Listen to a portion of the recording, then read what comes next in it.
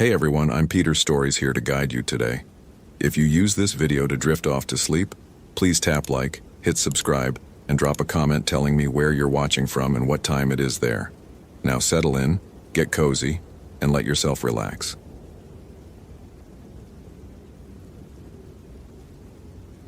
Christopher Anderson's phone vibrated against the truck's dashboard at 4:47 p.m., the screen casting pale light across his weathered hands. He'd been parked at the Hoh Rainforest Ranger Station for 20 minutes, engine off, watching rain bead on the windshield. The call was from a number he didn't recognize. Anderson. Mr. Anderson. This is Robert Parker. My son. The voice cracked, reformed. They said you were the best. They said if anyone could find him, it would be you. Chris closed his eyes. Through the phone, he could hear the particular species of panic that came from a parent whose child had been missing too long. He'd heard it before, in another forest, another life. Tell me about your son, Mr. Parker. Ethan, 17. He's with his school group. Was with them. Junior class camping trip. They've been looking for 8 hours. Robert Parker's words came faster now, tumbling over each other. The other rangers, they're good people, but they keep saying things like grid search and probability zones, and I need someone who understands that my boy is out there right now, getting colder, getting scared. Mr. Parker. Chris kept his voice level, professional. I'm going to find your son, but I need you to slow down and give me the details. The rain intensified, drumming against the truck's roof. Chris grabbed a notepad from the glove compartment. Not the department-issued tablet, but actual paper, because batteries died and screens cracked, and sometimes the old ways worked better. Ethan Parker, 5'9", 140 pounds. Last seen at 8:30 a.m. on the Hoh River Trail, approximately 3 miles from the trailhead. Wearing a red North Face jacket, blue jeans, hiking boots. The group had stopped for a water break. When the teacher did a head count 10 minutes later, Ethan was gone. No answer when they called his name. No response to whistle signals. The Park Service has 6 rangers searching, Robert said. But you've done this before. In Montana, they said. You found that girl when everyone else had given up. Chris's hand tightened on the phone. I'll be at the command post in 15 minutes. He didn't mention that the girl in Montana had been found too late. Didn't mention the 3 days he'd spent in psychiatric evaluation afterward, trying to explain to doctors what he'd seen in those woods.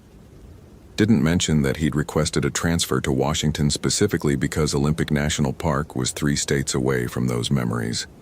The command post was a circus of organized chaos. 2 SAR volunteers huddled over a topographic map spread across a folding table, marking grid sectors with red grease pencil. A K9 handler worked with a German Shepherd near the trailhead, letting the dog sniff a t-shirt sealed in a plastic bag. Park Superintendent Jennifer Walsh stood apart from the others, radio pressed to her ear, her face tight with the kind of stress that came from knowing the first 24 hours were critical, and 8 of them were already gone. She saw Chris approaching and ended her radio call mid-sentence. Anderson. Thank God.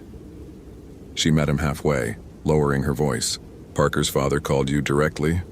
He did. The family's connected. Robert Parker served 2 tours in Afghanistan. He has friends in high places, and they've been calling my office every 30 minutes. Walsh's exhaustion showed in the slight tremor of her hand as she pushed back her hood. I'm not asking you to work miracles, I'm asking you to do what you do. What he did. Chris wasn't sure anymore what that meant. Once it had meant tracking, survival skills, an almost preternatural ability to think like lost people thought, to follow the invisible threads that led them astray. But after Montana, after seeing things that shouldn't exist outside of fever dreams, he wasn't sure if his instincts were gifts or symptoms. Show me what you got. The map told a story of systematic failure. 6 rangers had covered the obvious routes. The main trail, the river access points, the designated campsites.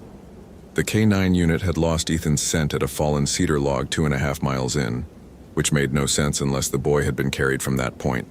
But there were no signs of struggle, No broken branches or disturbed soil that would indicate someone hauling a 140-pound teenager through dense forest. "Weather's turning," Walsh said, pointing to the darkening western sky. "Temperature's dropping fast. We've got maybe 2 hours of decent light left." Chris studied the map, his finger tracing the contour lines. The Hoh River Trail followed the valley floor, but there were dozens of game trails branching off into the old-growth forest. A disoriented kid could wander into that maze and walk in circles for days. The trees here grew so thick that sunlight barely penetrated, moss hanging from branches in curtains of green that absorbed sound and turned the forest into a cathedral of silence. "Did anyone check the Spider Lake route?" Walsh frowned. "That's off trail. Kid would have to deliberately leave the marked path. So would be the case for half the places you've already searched." Chris tapped a ridgeline north of the main trail. "If I'm 17 and want to impress my friends, I'm not sticking to the baby trail. I'm going somewhere interesting." "The Spider Lake area." Walsh hesitated. "We've had problems there before." "What kind of problems?" 3 years ago, a hiker reported hearing voices. Thought someone was in distress, followed the sound for 2 hours. Nearly died of exposure before we found him. Said the voices led him in circles. Walsh's expression was carefully neutral. "Then last year, a couple camping near Spider Creek both reported nightmares. Same nightmare, same night. They packed up at dawn and refused to tell us what they'd dreamed about." Chris felt something cold settle in his stomach. "And you didn't think this was relevant to brief the search teams?" "Because it sounds crazy, Anderson, and we don't make search decisions based on campfire stories." But Chris knew better than most that crazy and impossible weren't always synonyms. He grabbed a handheld GPS unit from the equipment table and checked the battery. 78%. His pack was already loaded. First aid kit, emergency blanket, water filter, rope, headlamp, extra batteries. The Motorola radio on his belt crackled with periodic check-ins from the search teams. All negative. No signs of Ethan Parker. "I'm going to Spider Lake," Chris said. Walsh nodded slowly. "Radio check every 30 minutes. If I don't hear from you by nightfall, I'm pulling you out." "Understood." "And Anderson?" She lowered her voice. "I read your file. I know what happened in Montana. If you start feeling off, I need you to turn back immediately. No heroics." Chris didn't answer. He adjusted his pack straps and headed for the trailhead. The Hoh rainforest lived up to its name. Rain filtered through the canopy in a steady drizzle that never quite became a downpour but never stopped. Within minutes, Chris's jacket was dark with moisture. The trail was a ribbon of mud winding between Sitka spruce and western hemlock, some of them over 300 feet tall and wide enough that it would take 4 people joining hands to circle their trunks. Moss covered everything, branches, fallen logs, even the rocks in the river, creating an ecosystem that seemed more underwater than terrestrial. Chris moved quickly but carefully, his eyes scanning for any sign of passage. At the 2-mile mark, he left the maintained trail and pushed into the understory. Here the forest became something else entirely. The canopy closed overhead, reducing daylight to a greenish twilight. Sounds changed too. The distant rush of the Hoh River faded to a whisper, replaced by the drip, drip, drip of condensation and the occasional crack of a branch settling. His radio crackled. "Command to Anderson. Radio check." "Anderson here. 2.3 miles in, heading north-northwest toward Spider Lake drainage. No signs yet." "Copy that. Weather update. Front moving in faster than predicted. We're looking at heavy rain by 1900 hours." Chris clicked acknowledgement and kept moving. The GPS showed him as a blue dot on a screen otherwise empty of trails or landmarks. He was navigating by topography now, following the subtle rise and fall of the land, using the moss patterns on trees to maintain his bearing. North-facing sides grew thicker moss, an old woodsman's trick that worked until it didn't, until you found yourself somewhere deep enough that the usual rules bent. At 3.7 miles, he found the first anomaly. A hemlock sapling, maybe 8 feet tall, had been stripped of its bark in a perfect spiral from base to crown. The exposed wood underneath was pale, almost luminescent in the dim light. Chris knelt beside it, running his fingers over the smooth surface. No tool marks, No sign of animal activity, just bare wood spiraling upward like a barber's pole.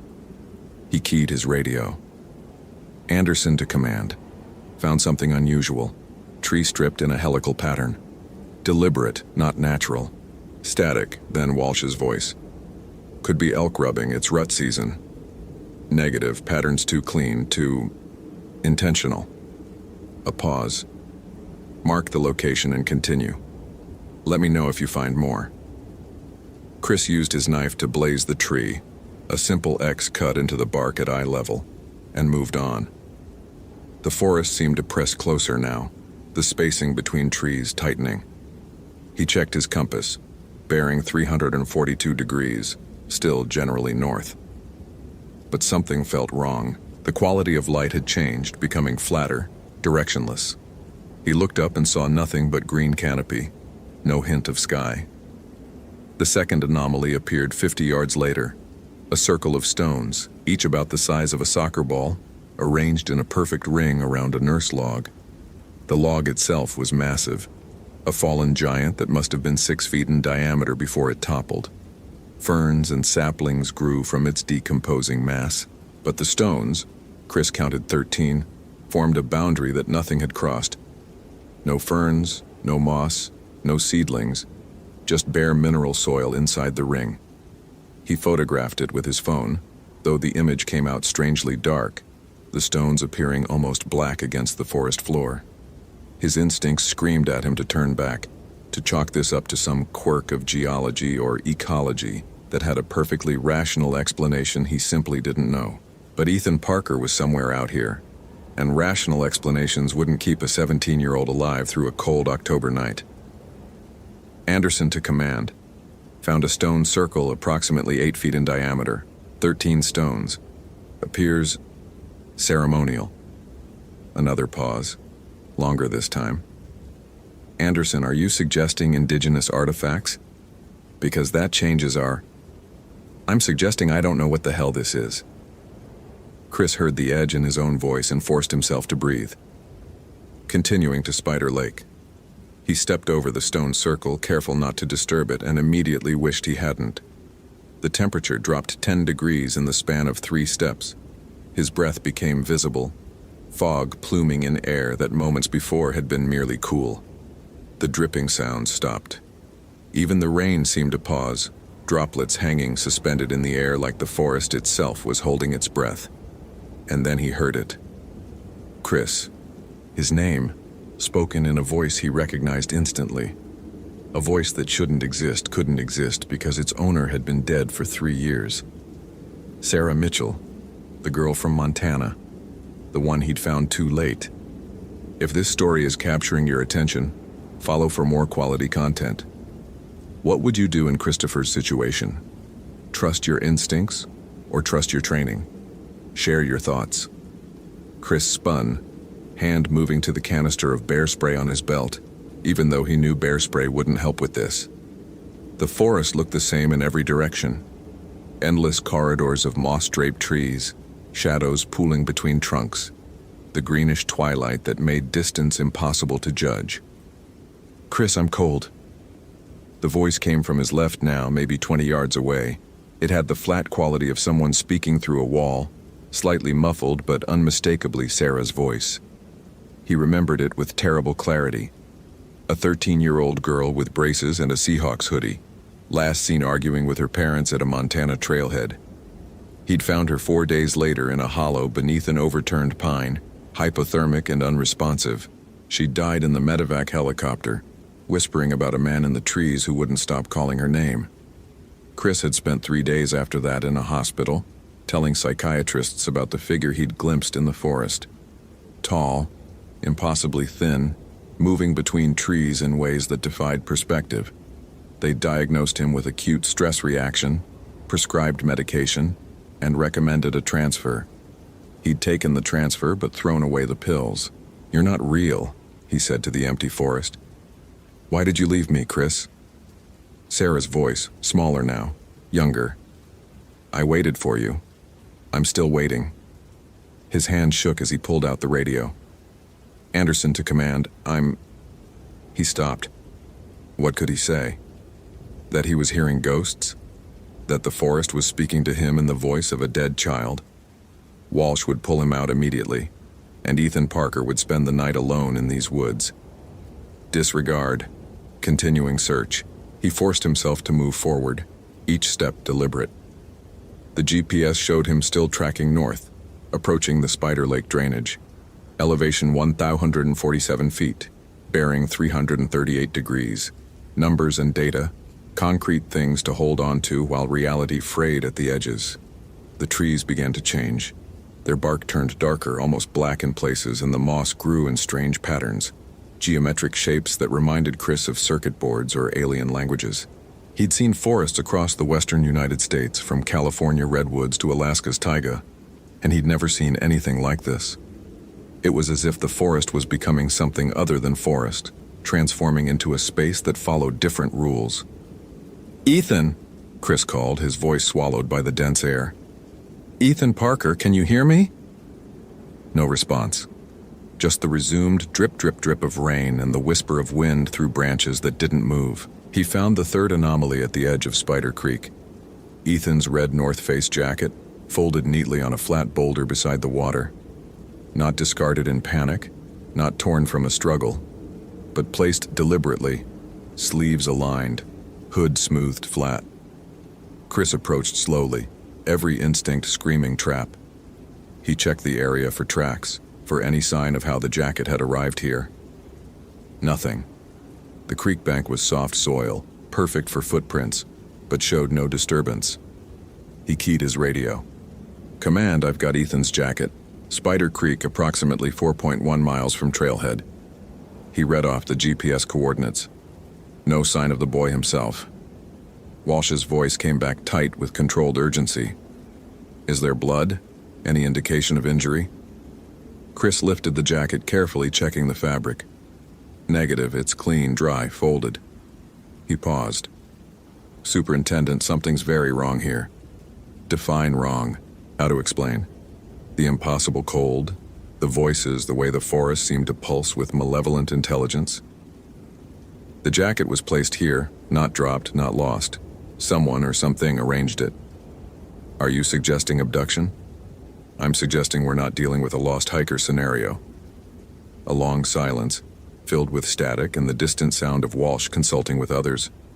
Finally, "Anderson, I'm sending backup your way. Johnson and Martinez are en route to your position. ETA 45 minutes, do not proceed alone." That's 45 minutes Ethan doesn't have. That's a direct order, Ranger. Hold position and wait for... Chris turned off the radio. He knew he'd pay for it later. Probably lose his job. Definitely face disciplinary action. But he also knew with absolute certainty that Ethan Parker was close, that the boy was still alive, and that conventional search and rescue protocols wouldn't reach him in time. Whatever lived in these woods operated by different rules, and Chris had encountered those rules before. He left the jacket on the boulder and followed Spider Creek upstream. The water ran black, reflecting nothing, its surface smooth as glass despite flowing over rocks. Unnatural. Everything here was unnatural, from the geometric moss patterns to the temperature gradient that put frost on ferns while rain still fell. He was walking deeper into something that shouldn't exist, and every cell in his body screamed at him to turn back. "Chris, help me." Sarah's voice again, directly ahead now. Not from the trees, but from the creek itself, as if the water had learned to speak. Chris pulled his flashlight despite the remaining daylight, needing its solid beam to prove the world was still made of matter and light. "You're not Sarah," he said aloud. "Sarah is dead. So is Ethan. So are you. We're all dead here, Chris. This is where dead things come to grow." The beam of his flashlight caught something in the water, pale, elongated, moving with the current, but not like debris. More like fingers, reaching up through the black surface. Chris jerked the light away, his heart hammering. Not real. Stress hallucination. Acute anxiety brought on by trauma and exhaustion. All the explanations his Montana psychiatrist had given him. Neat clinical terms for the brain's refusal to process impossible events. But the fingers remained at the edge of his vision, beckoning. He climbed a rise beside the creek, using exposed roots as handholds. The forest opened slightly here, revealing a small clearing perhaps 30 feet across. In the center stood a western red cedar, ancient and massive, its bark scarred with what looked like claw marks. No, not claw marks. Letters, carved deep into the wood, weathered but still legible. Turn back. Feed the voice. Leave offering, save yourself. The words spiraled up the trunk, dozens of warnings in different handwriting, different languages. Chris recognized English, Spanish, what might have been French or Portuguese. Some of the carvings looked decades old, the wood healed around them. Others were fresh, sap still weeping from cut bark. His hands trembled as he added his own message with his knife. Ethan Parker, 10/18/2018. Why do you keep fighting, Chris? The voice wasn't Sarah's anymore. It had shifted, become something older and stranger, a sound like wind through hollow trees. Chris turned slowly, flashlight raised. There was nothing behind him, nothing in the clearing. But the tree, the ancient cedar with its spiral of warnings, was different. The bark rippled, patterns flowing like water, and for just a moment Chris saw faces in the grain, dozens of them, maybe hundreds, pressed against the wood from inside as if the tree contained multitudes. Every year someone comes, the voice said. Every year they bring me what I need. A hiker who wanders too far, a camper who hears the call. They feed me their warmth, their breath, their precious certainty that they exist. And I grow stronger. Chris backed away from the tree, his flashlight beam shaking. Where's Ethan? Closer than you think. Farther than you can reach. A sound like laughter, dry leaves rustling. He heard me calling with his mother's voice. She's been dead 2 years. Cancer. Very sad. And he misses her so much it makes a hole inside him. I fill holes, Chris. I fill all the empty places. Let him go. Why would I do that? He's mine now. Just like you're mine. Just like everyone who enters my woods belongs to me eventually. The patterns in the bark intensified, faces pressing outward, mouths opening in silent screams. I am the space between thoughts, the doubt that creeps in during long nights, the voice that sounds like someone you've lost. I've been here since before the loggers, before the rangers, before the humans gave these trees names, and I'll be here long after you're gone. Chris's mind raced, trying to find logic in madness. The thing, entity, spirit, whatever it was, fed on people. Not their bodies, but something else. Their warmth, it had said. Their breath. Their certainty. You took Sarah Mitchell, Chris said. Sweet girl. She lasted 3 days before she let go. You found the shell, but I kept the part that mattered. And now you want Ethan. I already have him. He's been mine since dawn. Walking in circles, hearing his mother getting colder and weaker with each hour. By now he's barely conscious. By midnight he'll cross over completely. Then why are you talking to me? The laughter came again, louder. Because you're different, Chris. You saw me in Montana. You looked right at me, and instead of dismissing what you saw, you believed. That belief opened a door. You've been feeding me ever since, haven't you? Every doubt, every nightmare, every moment you questioned your own sanity. Delicious. Chris felt the truth of it settle like ice in his chest. The sleepless nights, the paranoia, the constant second-guessing of his own perceptions, all of it had been a slow feast for this thing. By surviving his encounter in Montana, he'd condemned himself to a different kind of consumption. What do you want? He asked. Trade. That's how it's always worked. The old peoples knew. You can't take from my woods without giving something in return. One life for another. Walk away now and I release Ethan. Stay, and you both feed me until there's nothing left. You're lying. You won't release him. No, the voice agreed. Probably not. But it's a better offer than you'll get otherwise. Chris's radio crackled to life despite being turned off. Walsh's voice came through, distorted. Anderson, your position. Martinez and Johnson. Can't find, following your blazes, but keep disappearing. The entity was isolating him, cutting him off from help. Standard predator behavior. Separate the prey from the herd. But Chris had one advantage. He'd been here before. Not physically, but mentally. In Montana, he'd walked to the edge of sanity and looked over. He knew what this kind of terror felt like, knew how it worked on the mind. Knowledge wasn't much of a weapon, but it was what he had. "Show me Ethan," Chris said. "Prove he's still alive." The cedar tree shuddered, and one of the faces in the bark opened its eyes. Actual eyes, human and terrified. Ethan Parker's face, pressed against the wood from inside, mouth working soundlessly. Chris lunged forward, but the vision flickered and vanished, leaving only weathered bark. "You see? He's comfortable, safe. More safe than he'd be with you, stumbling through the dark, hypothermic, dying by degrees. I keep my collection preserved. They don't feel cold anymore. Don't feel anything. That's not living. Neither is what you're doing, Chris. Running from forests to forests, haunted by memories, poisoning yourself with guilt. You're already mine. You just haven't admitted it yet." Chris closed his eyes, forcing himself to think. The entity fed on certainty, on the conviction that reality was solid, that death was final, that lost children stayed lost. It filled the gaps left by doubt and despair. But it had made a mistake by engaging with him, by offering conversation. Predators that talked were predators that could be negotiated with, manipulated, possibly even trapped. He opened his eyes and looked at the tree. "You said the old peoples knew, the ones who lived here before. They had a way to bind you, didn't they? That's what the stone circles are, containment." Silence. The patterns in the bark slowed. "The warnings on the tree," Chris continued, his mind working faster now. "Different languages, different years. You've been contained before.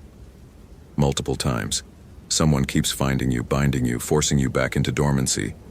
And then the bindings weaken, and you wake up, and the cycle starts again." Clever ranger. The voice had lost some of its certainty, but knowledge doesn't save you. The circles are ancient, and I've learned to work around them. The one who bound me last died 15 years ago. There's no one left who remembers the words. Chris thought of the stone circle he'd crossed, the boundary that nothing grew past. A containment barrier broken when he'd stepped over it. He'd released the entity from whatever weakened prison still held it. "Then I'll make new words," Chris said. He pulled out his knife and approached the tree. The bark rippled defensively, but Chris placed his palm flat against it, feeling the rough texture, the pulse of something vast and hungry beneath. He began to carve. Not warnings, but something else. A promise. "I, Christopher Anderson, offer a trade. My certainty for Ethan Parker's life. My belief for his freedom. Everything I know to be real, I surrender. In exchange, you return the boy unharmed to his father." That's not how this works. The old peoples made bargains with you. Why else would you honor their circles for centuries? You're bound by rules, by the structure of deals and trades. So here's my deal. Take what you want from me, but give Ethan back. Chris carved deeper, his own blood mixing with the tree's sap. His hands moved with certainty he didn't feel, cutting symbols that came to him from somewhere beyond conscious thought. Maybe from the forest itself, maybe from the collective knowledge of everyone who'd ever faced this entity. Circles within circles, spirals that ended and began in the same place. "You'll lose everything," the voice whispered, and now it sounded almost concerned. "Your memories, your sense of self, your ability to trust your own perceptions. You'll spend the rest of your life wondering what's real. It will be a living death." "Probably," Chris agreed. "But Ethan Parker goes home to his father tonight." The tree shuddered violently. The faces in the bark multiplied, pressing outward, screaming silent protests. The temperature plummeted further, frost spreading across the ground in intricate patterns. Chris kept carving, his fingers numb, blood running down the blade. "Agreed." The word boomed through the clearing, through Chris's bones, through the fabric of the forest itself.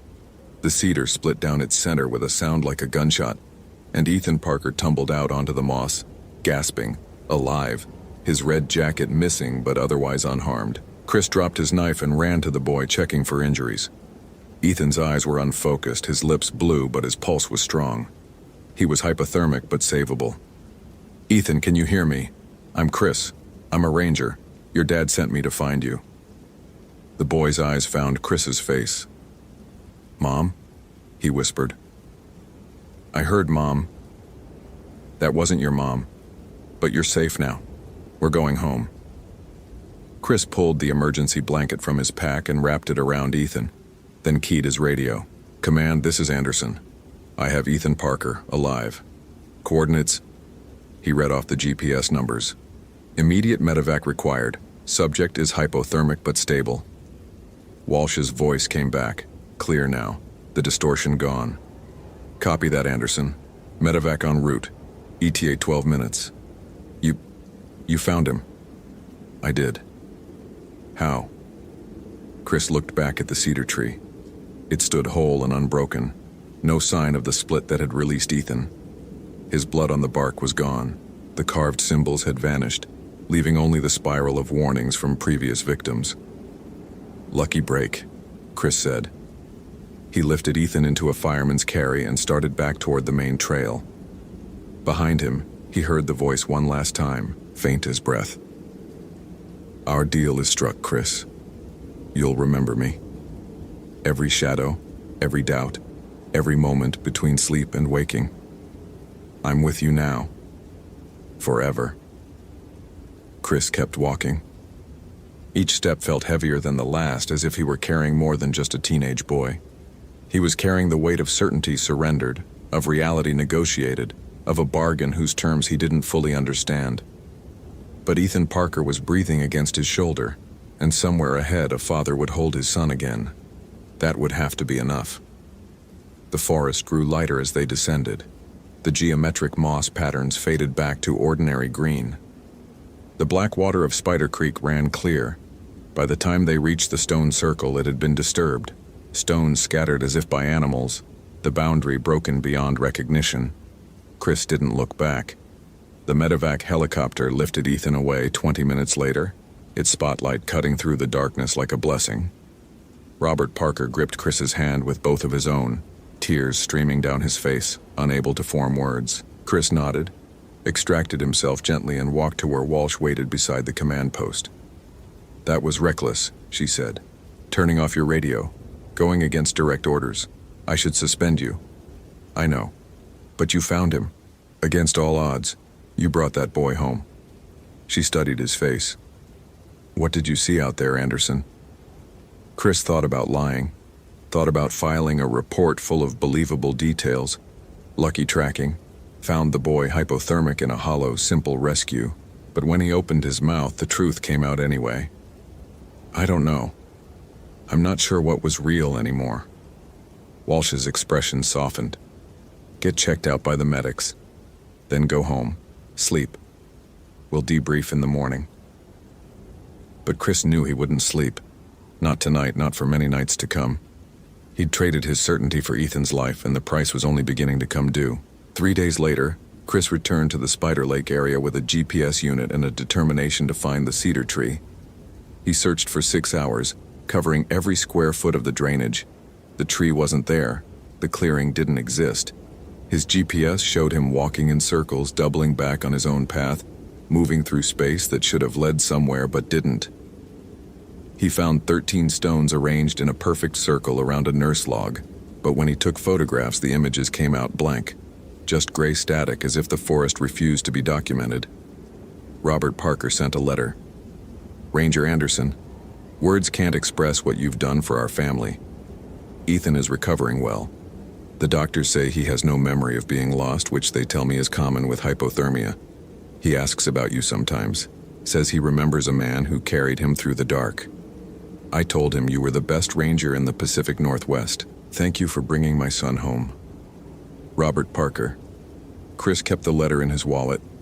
On nights when the doubt became overwhelming, when he questioned whether Ethan had ever been lost at all or if the entire incident was a shared delusion, he'd take it out and read the words. Physical proof. A father's gratitude, evidence that something good had come from the bargain. But the voice was always there, whispering at the edge of hearing, in the rustle of wind through branches, in the white noise of rain, in the space between heartbeats. I'm with you now. Forever. Chris learned to live with it. He continued working as a ranger, conducting searches, finding lost hikers, bringing people home. But he never claimed certainty again. When someone asked if he thought a particular trail was safe, he'd say probably. When asked if he believed in the supernatural, he'd say, I don't know. When asked if he'd found peace after Montana, he'd smile and change the subject, because the truth was complicated. The truth was that he'd stood at the intersection of possible and impossible and made a choice. The truth was that 17-year-old Ethan Parker got to finish high school, got to go to college, got to have a life because Chris had been willing to surrender his own certainty about reality. Some trades were worth making, even if you paid for them every day afterward. Late one evening in December, Chris received a call from Walsh. There's a situation developing near Lake Quinault.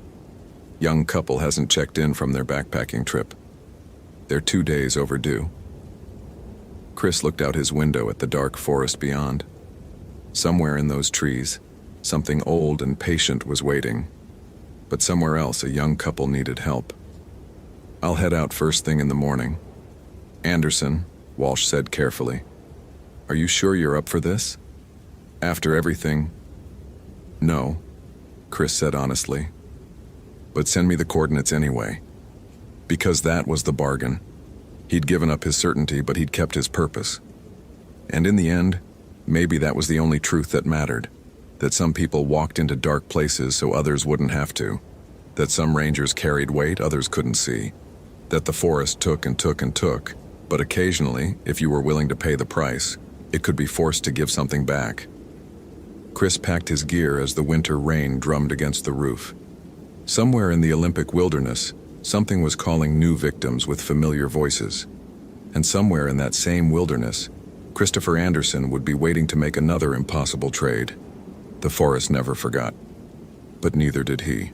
Thank you for reading to the end. If you appreciated this narrative, consider following for more engaging stories. What's your interpretation of Christopher's final bargain? Did he truly encounter something supernatural? Or was it all in his mind? I'd love to hear your theories in the comments.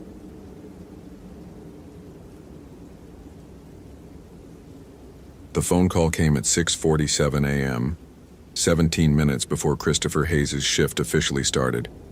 He stood in the ranger station kitchen, instant coffee dissolving in lukewarm water, when the call transferred from dispatch cut through the morning quiet.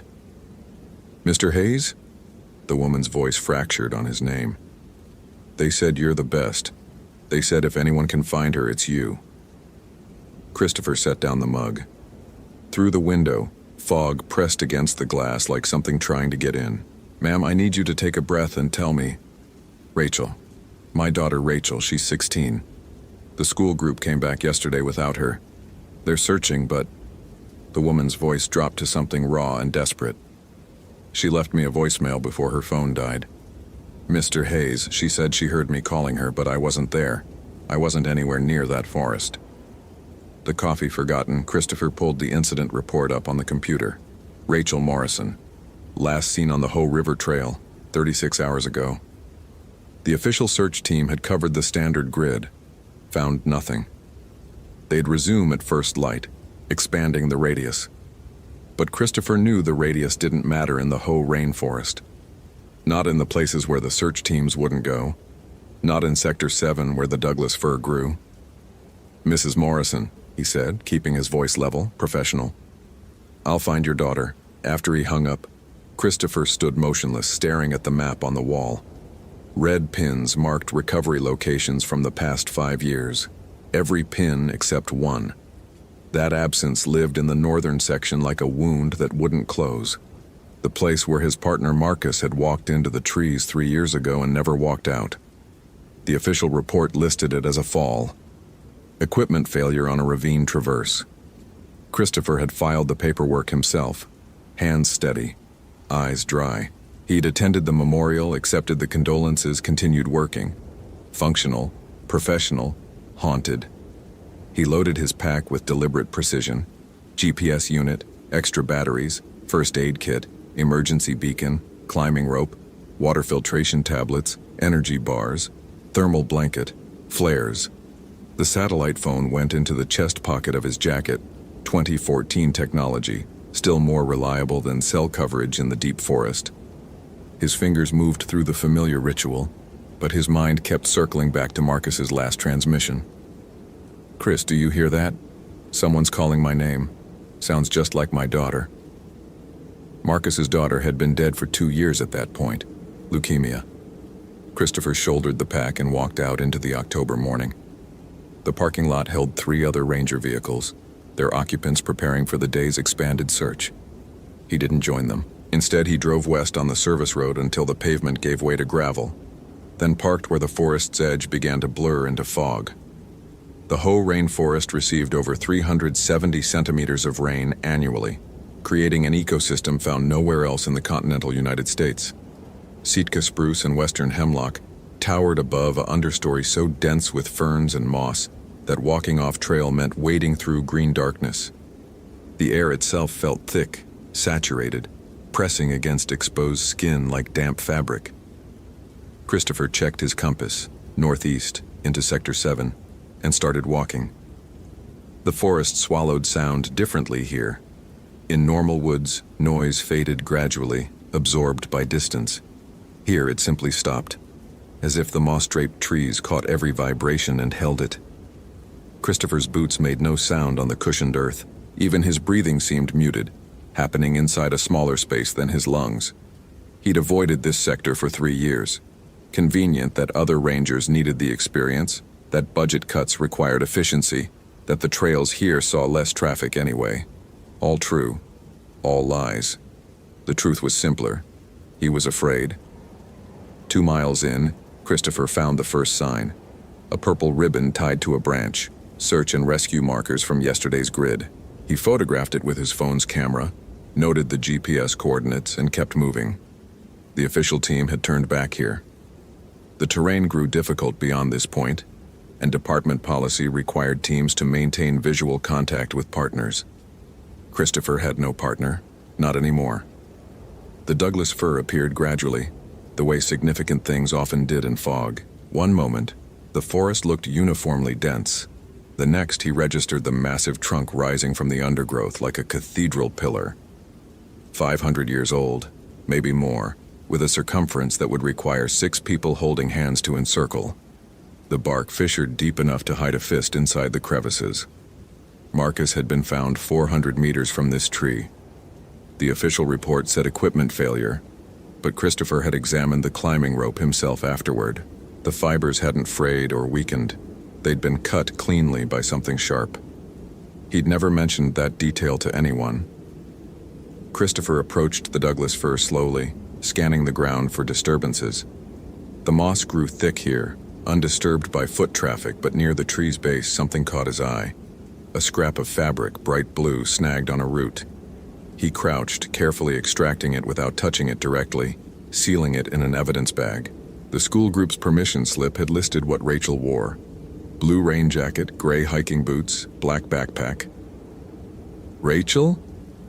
His voice fell flat in the dense air. "Rachel Morrison, if you can hear me, make a sound. Any sound." The forest gave back nothing. Not even the drip of water from leaves, though moisture hung visible in the air. Christopher straightened, turning in a slow circle. The GPS unit showed his exact position: 47.8597 degree N, 123.936 degree W, elevation 578 feet, but knowing where he stood didn't explain the sensation crawling up his spine, the feeling of being observed by something that didn't blink. He'd felt this before, 3 years ago, standing in almost this exact spot, calling Marcus's name. "I know you're here," Christopher said quietly. "I know what you are." The response came not as sound, but as absence. The already muted forest somehow grew more silent, the fog thickening until he couldn't see more than 30 feet in any direction. Temperature dropped. His breath suddenly visible, condensing in small clouds. Then, Christopher. His mother's voice. Exactly as he remembered it. Warm and slightly worried. The tone she'd used when he was 12 and stayed out past dark. His mother had been dead for 8 years. Christopher's hand went to the satellite phone, fingers closing around its solid weight. Real. Mechanical. Actual. Christopher, honey. I've been so worried. Come closer so I can see you. His feet wanted to move. Every instinct bred into him as a child responded to that voice, to the authority and love it carried. But Christopher had learned something in 3 years of avoiding this place, 3 years of carrying Marcus's death. Instinct could be weaponized. "You're not my mother," he said. The voice shifted, became Marcus. "Chris, man, I've been trying to reach you. I'm hurt. I can't move. Please, I need help." Marcus is dead. Another shift. Younger now, female. "Mr. Hayes? Is someone there? Mom? Mom, I heard you calling." "Rachel."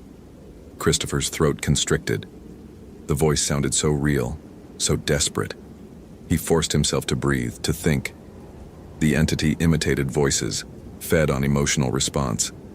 It had learned Marcus through his grief for his daughter. It had learned his mother through his unresolved loss. It had learned Rachel through her mother's desperate love. "Where is she?" Christopher demanded. "Where's Rachel Morrison?" The fog shifted, and for just a moment he saw a figure. Not clearly, more like a suggestion of human shape, standing near the base of the Douglas fir. Then it was gone. "Find me," Rachel's voice whispered, now coming from a different direction. "Please find me, it's so cold." Christopher moved, following the voice, GPS unit in one hand, flashlight in the other. The fog had grown so thick that the beam barely penetrated 3 feet ahead. His free hand trailed along tree trunks, maintaining orientation, counting steps. 50 meters northeast. The terrain sloped downward, and he felt rather than saw the ground falling away. A ravine, the one where Marcus had died. "I'm down here," Rachel's voice called from below. "I fell. I can't climb out." Christopher clicked on his headlamp, adding its light to the flashlight's beam. The ravine dropped 15 feet, its sides slick with moss and moisture. At the bottom, partially obscured by ferns, he saw bright blue fabric. Every protocol screamed at him to call for backup, to establish a safety line, to wait for the team. But 36 hours had passed. If Rachel was injured, hypothermic, every minute mattered. And somewhere deep in his gut, Christopher knew the entity wanted him to go down there, wanted him isolated, in the dark, in the cold, just like Marcus. He pulled out the satellite phone and hit the emergency beacon. The signal would bring the team eventually. Then he secured his rope to the nearest sturdy hemlock, tested the knot twice, and rappelled into the ravine. If this story is capturing your attention, follow for more quality content. What would you do in Christopher's situation? Share your thoughts. The bottom of the ravine existed in permanent twilight. The canopy above blocked 90% of available light, and the fog trapped what remained. Christopher's headlamp carved a small sphere of visibility in the gloom. The blue fabric resolved into Rachel's rain jacket, but it was empty. No body, no backpack, just the jacket, laid out almost ceremonially on a flat rock, arms spread. Christopher's pulse hammered in his ears.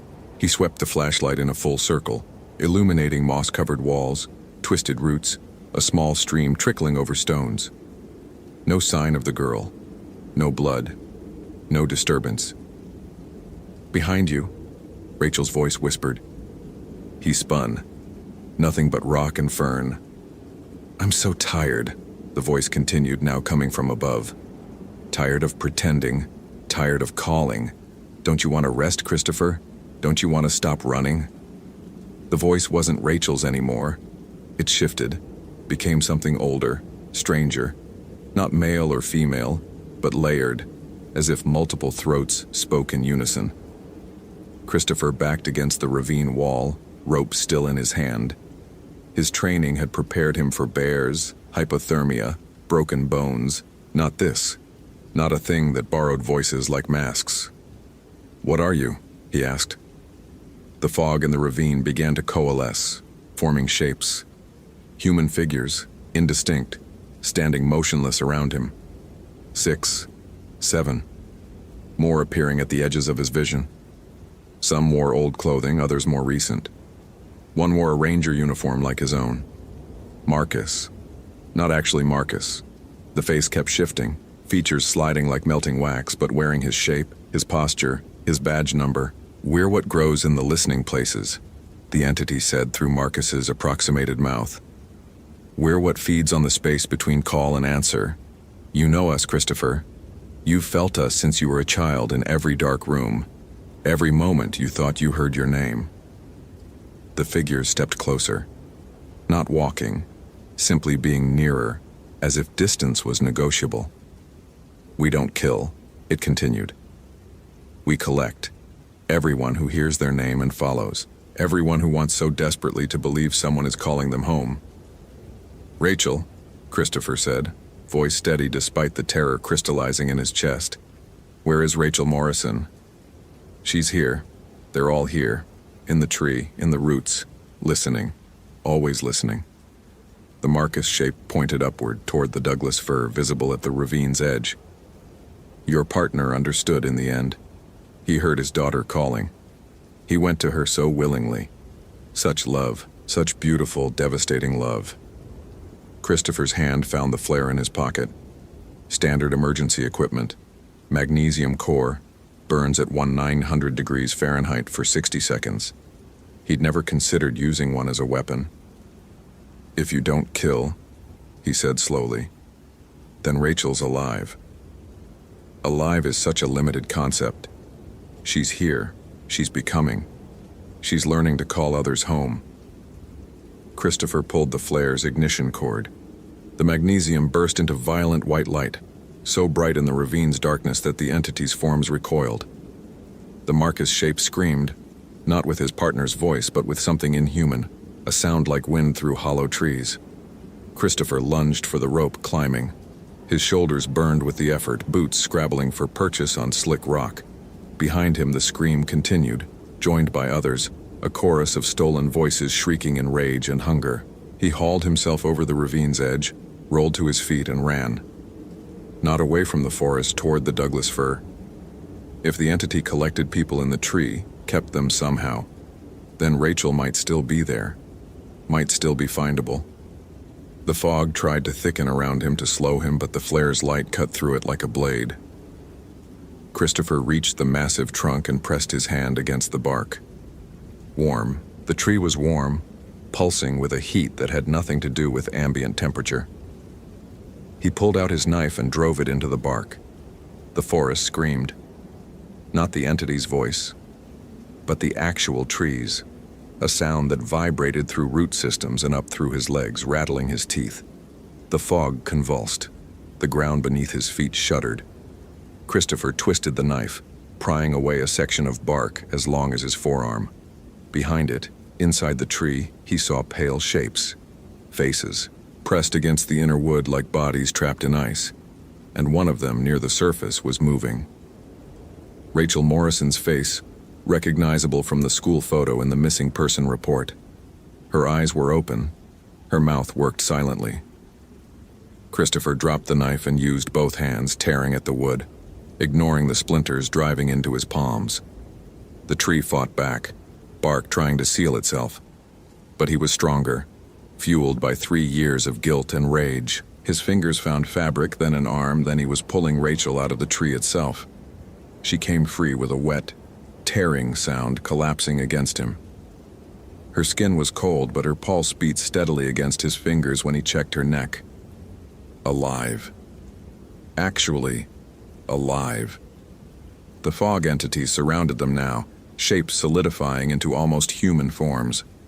The Marcus thing stood closest, its face finally settling into his partner's true features.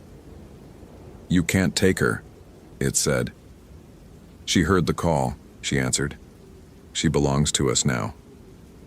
"No," Christopher said. He slung Rachel over his shoulder in a fireman's carry, her weight suddenly precious, real, savable. She belongs to her mother, and you don't get to have her. Then you stay. One for one, the forest feeds. It always feeds. Christopher looked at the thing wearing his dead partner's face. Thought about 3 years of nightmares, of avoiding this sector, of the rope with its 2 clean cuts. Marcus made a choice, he said quietly. He chose to follow a voice he knew was impossible. That was his grief talking, not yours. You didn't make him do anything. You just gave him permission. The entity tilted its head, curious. But I'm not making that choice, Christopher continued.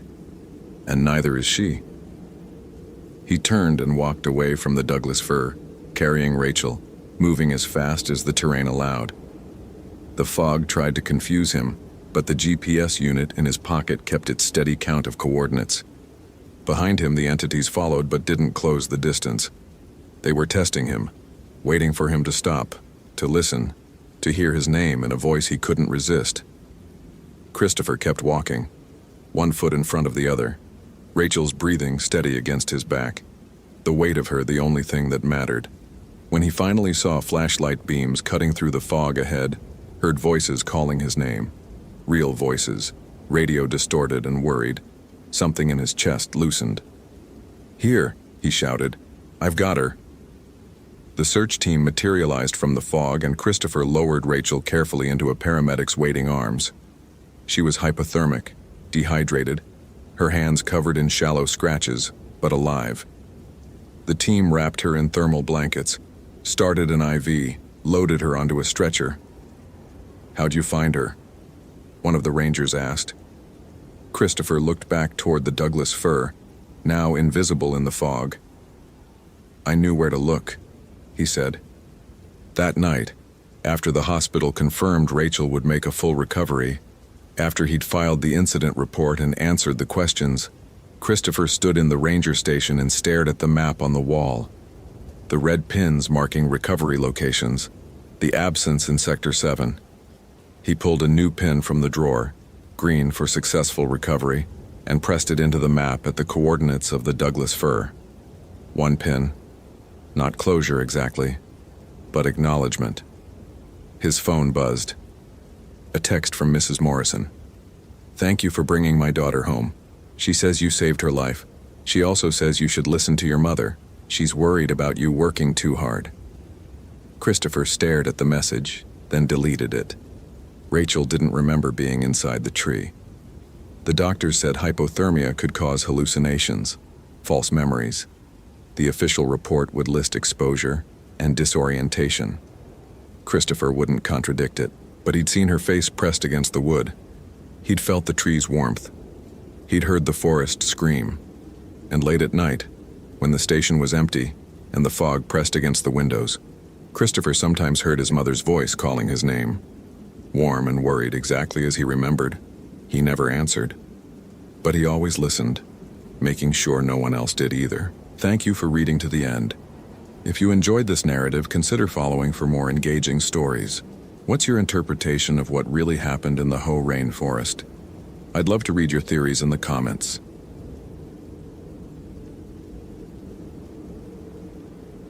Christopher Hayes had spent 14 years coordinating search and rescue operations in the Pacific Northwest, and he'd learned to trust patterns. Patterns in weather systems, in hiker behavior, in the way people got lost. Patterns kept you alive in the wilderness. But the pattern spread across his desk in the SAR coordination office that October evening in 2008 was one he'd been trying not to see for months.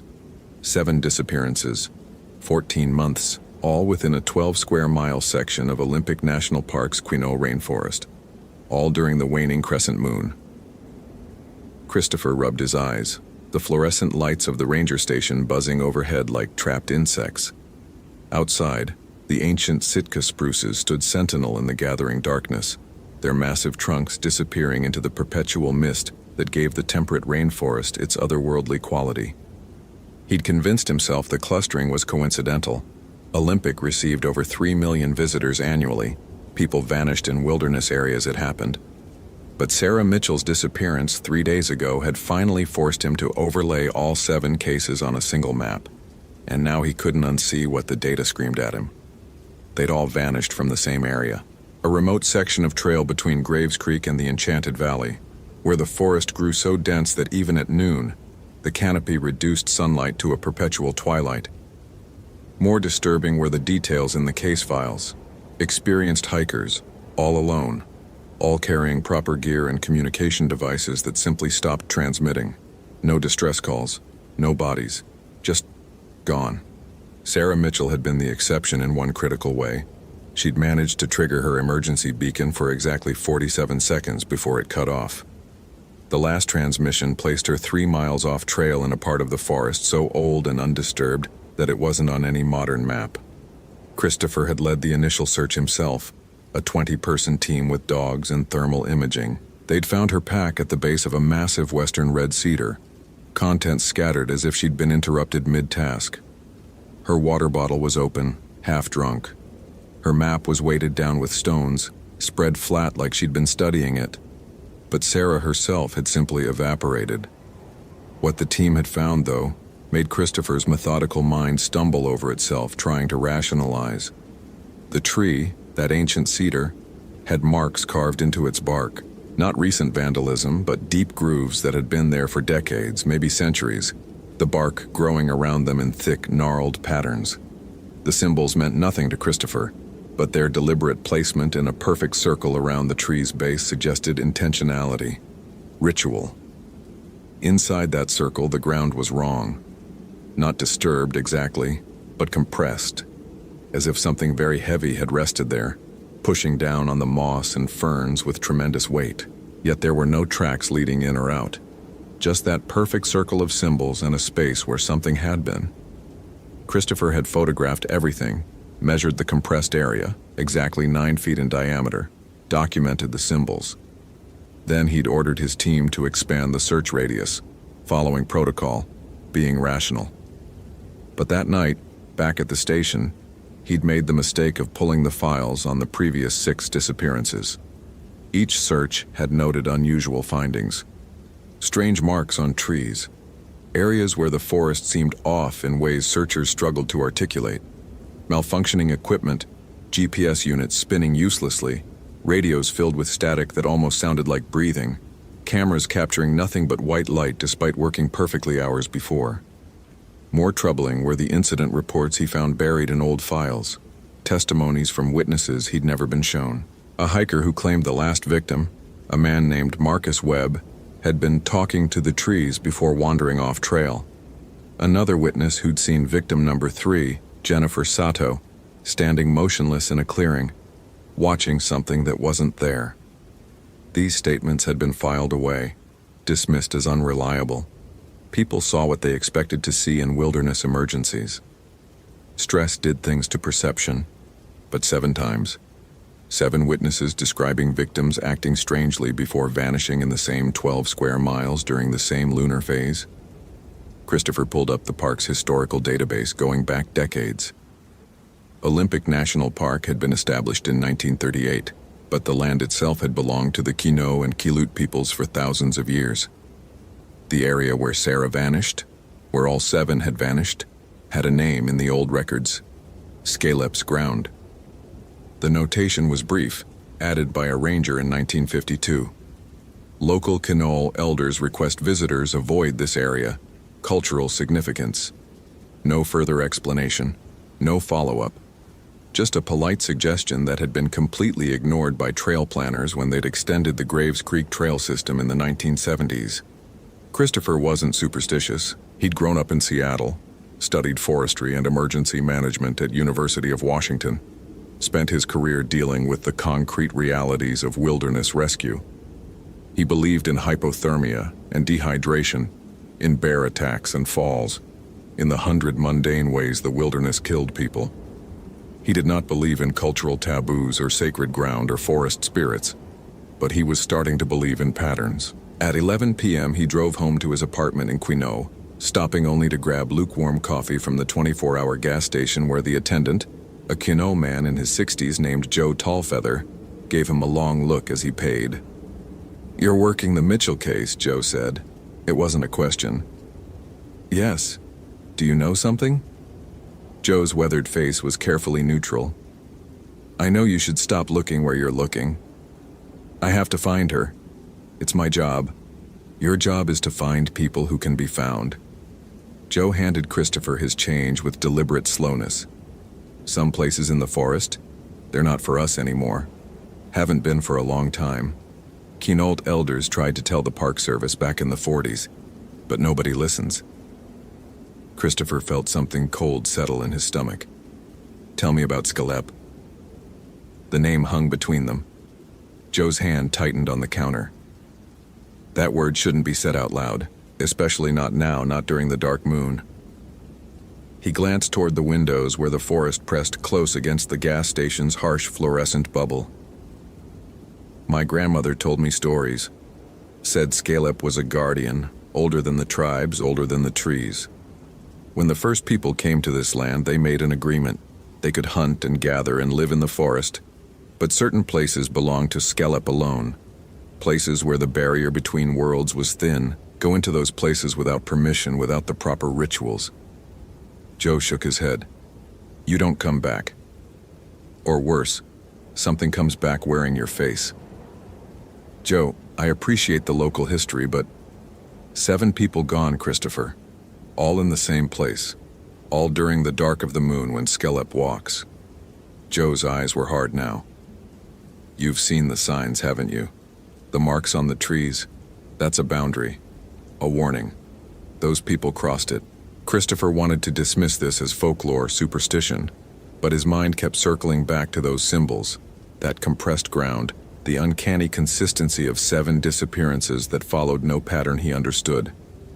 "Even if I believed you, which I don't, I still have to search. Sarah Mitchell has a family. They deserve answers. Some answers cost more than you want to pay."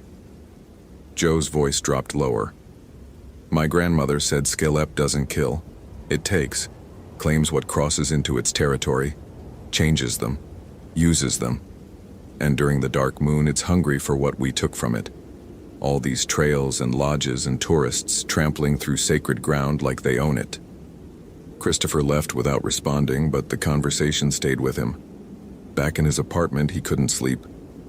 Instead, he pulled out his laptop and started researching. The internet in 2008 was less comprehensive than it would become. But he found academic papers on Coast Salish mythology, references to territorial spirits, warnings about places where the forest became dangerous. Most of it was anthropological analysis, carefully academic and distant. But on an obscure forum dedicated to Pacific Northwest indigenous history, he found a scanned document, a report from 1941 by a Quinault elder named James Underwood, submitted to the National Park Service. The English was formal, careful. "The area designated as Quadrant 7C in your survey maps is known to our people as Skelep's ground. For as long as our stories remember, this place has been forbidden. It is where the spirit world and our world meet. Scalep is the guardian of that boundary, and it does not welcome human presence. We respectfully request that this area be excluded from public access." The Park Service's response, typed on official letterhead, "Thank you for your input. We find no evidence of dangerous wildlife or geological instability in the referenced area. Public access will proceed as planned." Christopher leaned back, staring at the screen. 70 years ago, the Quinault had warned them, and for 70 years, people had been disappearing. He tried to sleep but managed only a few hours of restless unconsciousness, filled with dreams of trees that watched with human eyes and ground that breathed. By 5 a.m., he was back at the station, pulling together a new search team. If there was a rational explanation, if Sarah Mitchell or any of the others were still alive out there, he had to find them. That's what his training demanded. That's what his conscience required.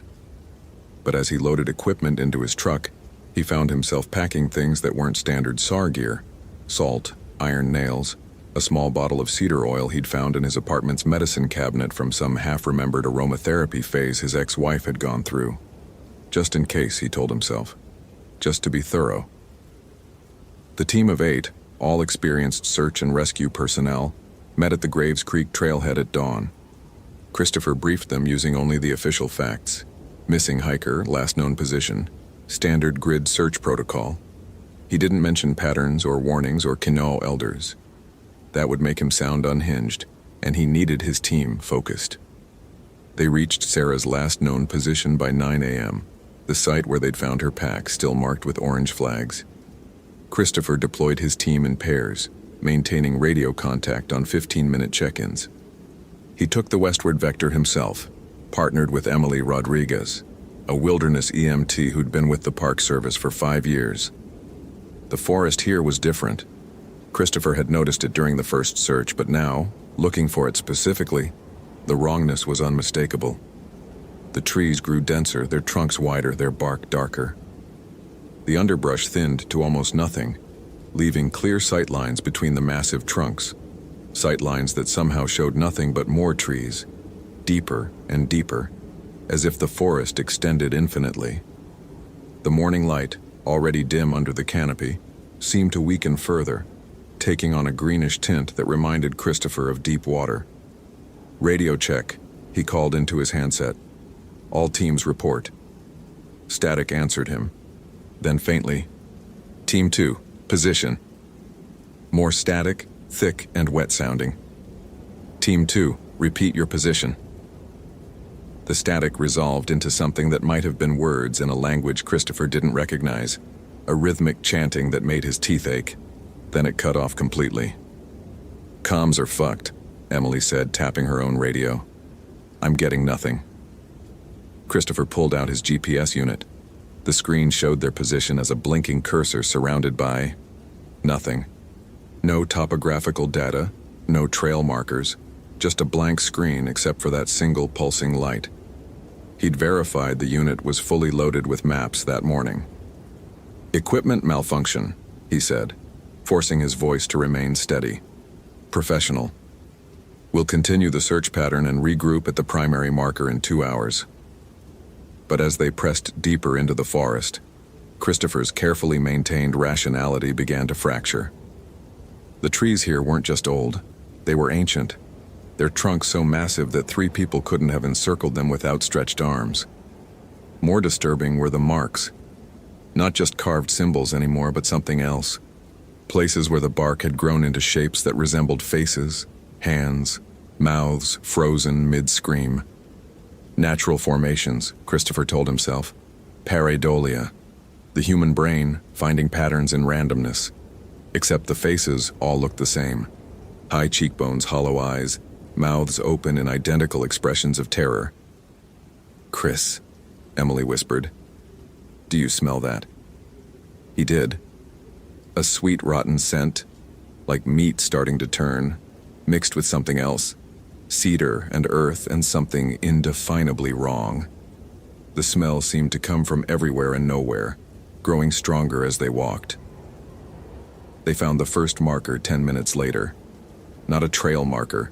Those had vanished as if they'd never existed. This was one of the carved symbols, fresh cut into a hemlock trunk, the wood still weeping sap. The symbol was crude but deliberate. A circle with radiating lines, like a child's drawing of a sun, except the lines bent at wrong angles, making Christopher's eyes hurt to follow them. "This wasn't here before," Emily said. "We would have seen it." Christopher reached out to touch the carving, and the moment his finger made contact with the sap, the world tilted. Just for a second, less than a second, but he was somewhere else, standing in the same spot. But the trees were smaller, younger, and there were people here, dressed in cedar bark and animal hide, chanting in that same rhythmic language he'd heard on the radio.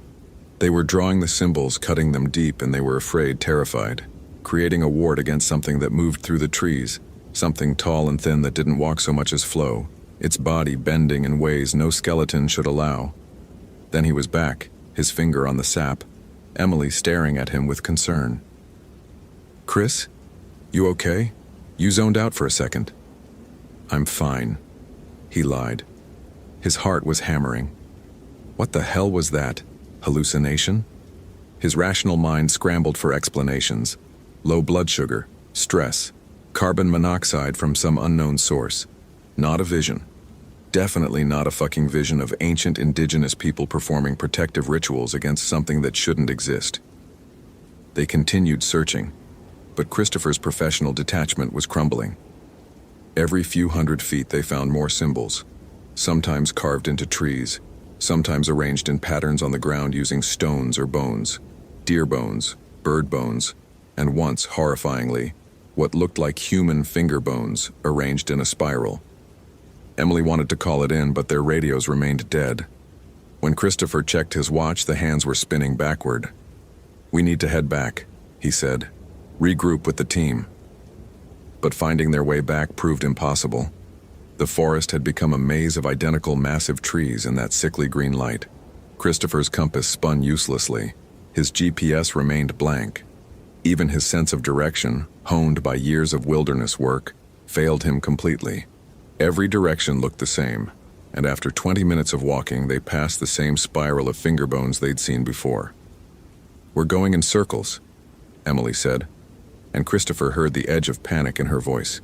He was about to respond when he saw it.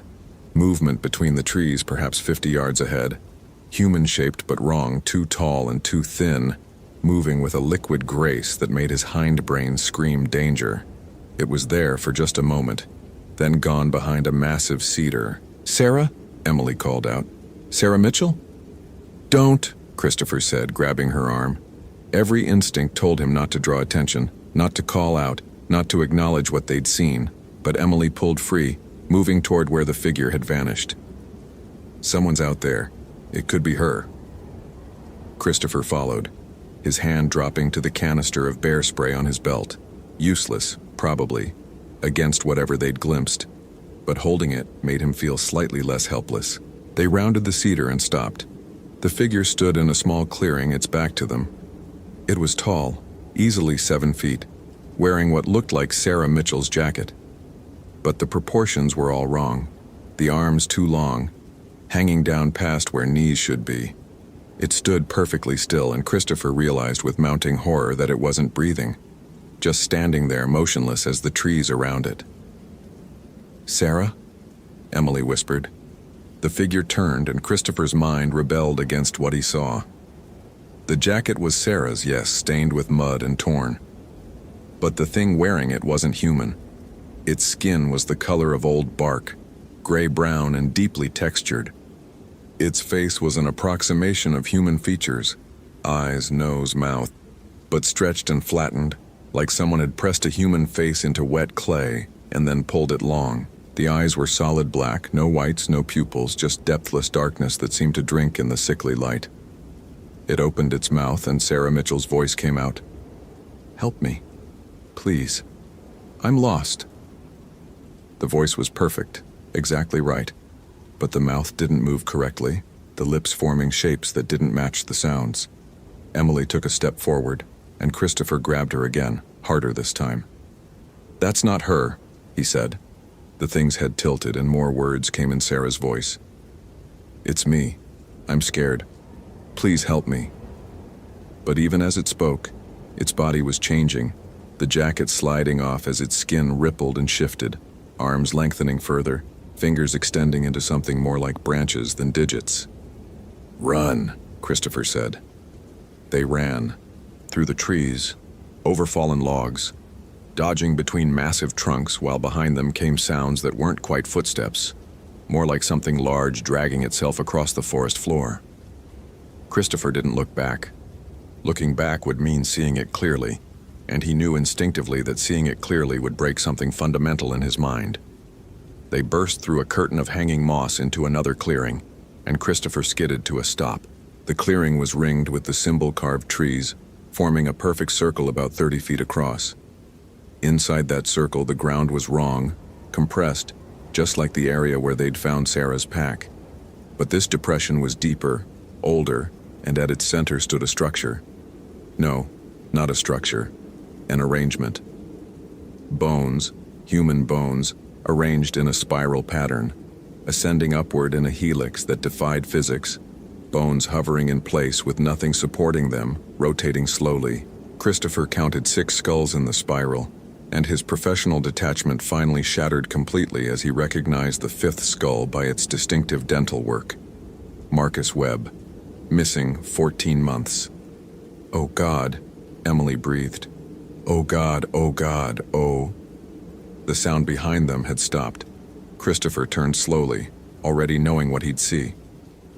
The thing that wore Sarah Mitchell's jacket stood at the edge of the clearing, just outside the ring of carved trees. It made no move to enter.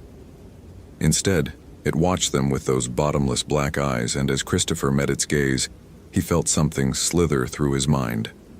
Not thoughts exactly, but impressions, ancient and vast and utterly inhuman. Territory, boundary, violation, price. The thing raised one too long arm and pointed at them, then at the spiral of bones, then back at them. The meaning was clear. You crossed. You owe. You become. "The symbols," Christopher said, his voice cracking.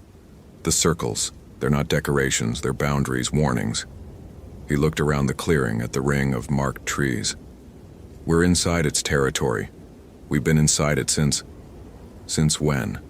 Since they'd found Sarah's pack? Since they'd entered the forest?" He didn't know anymore.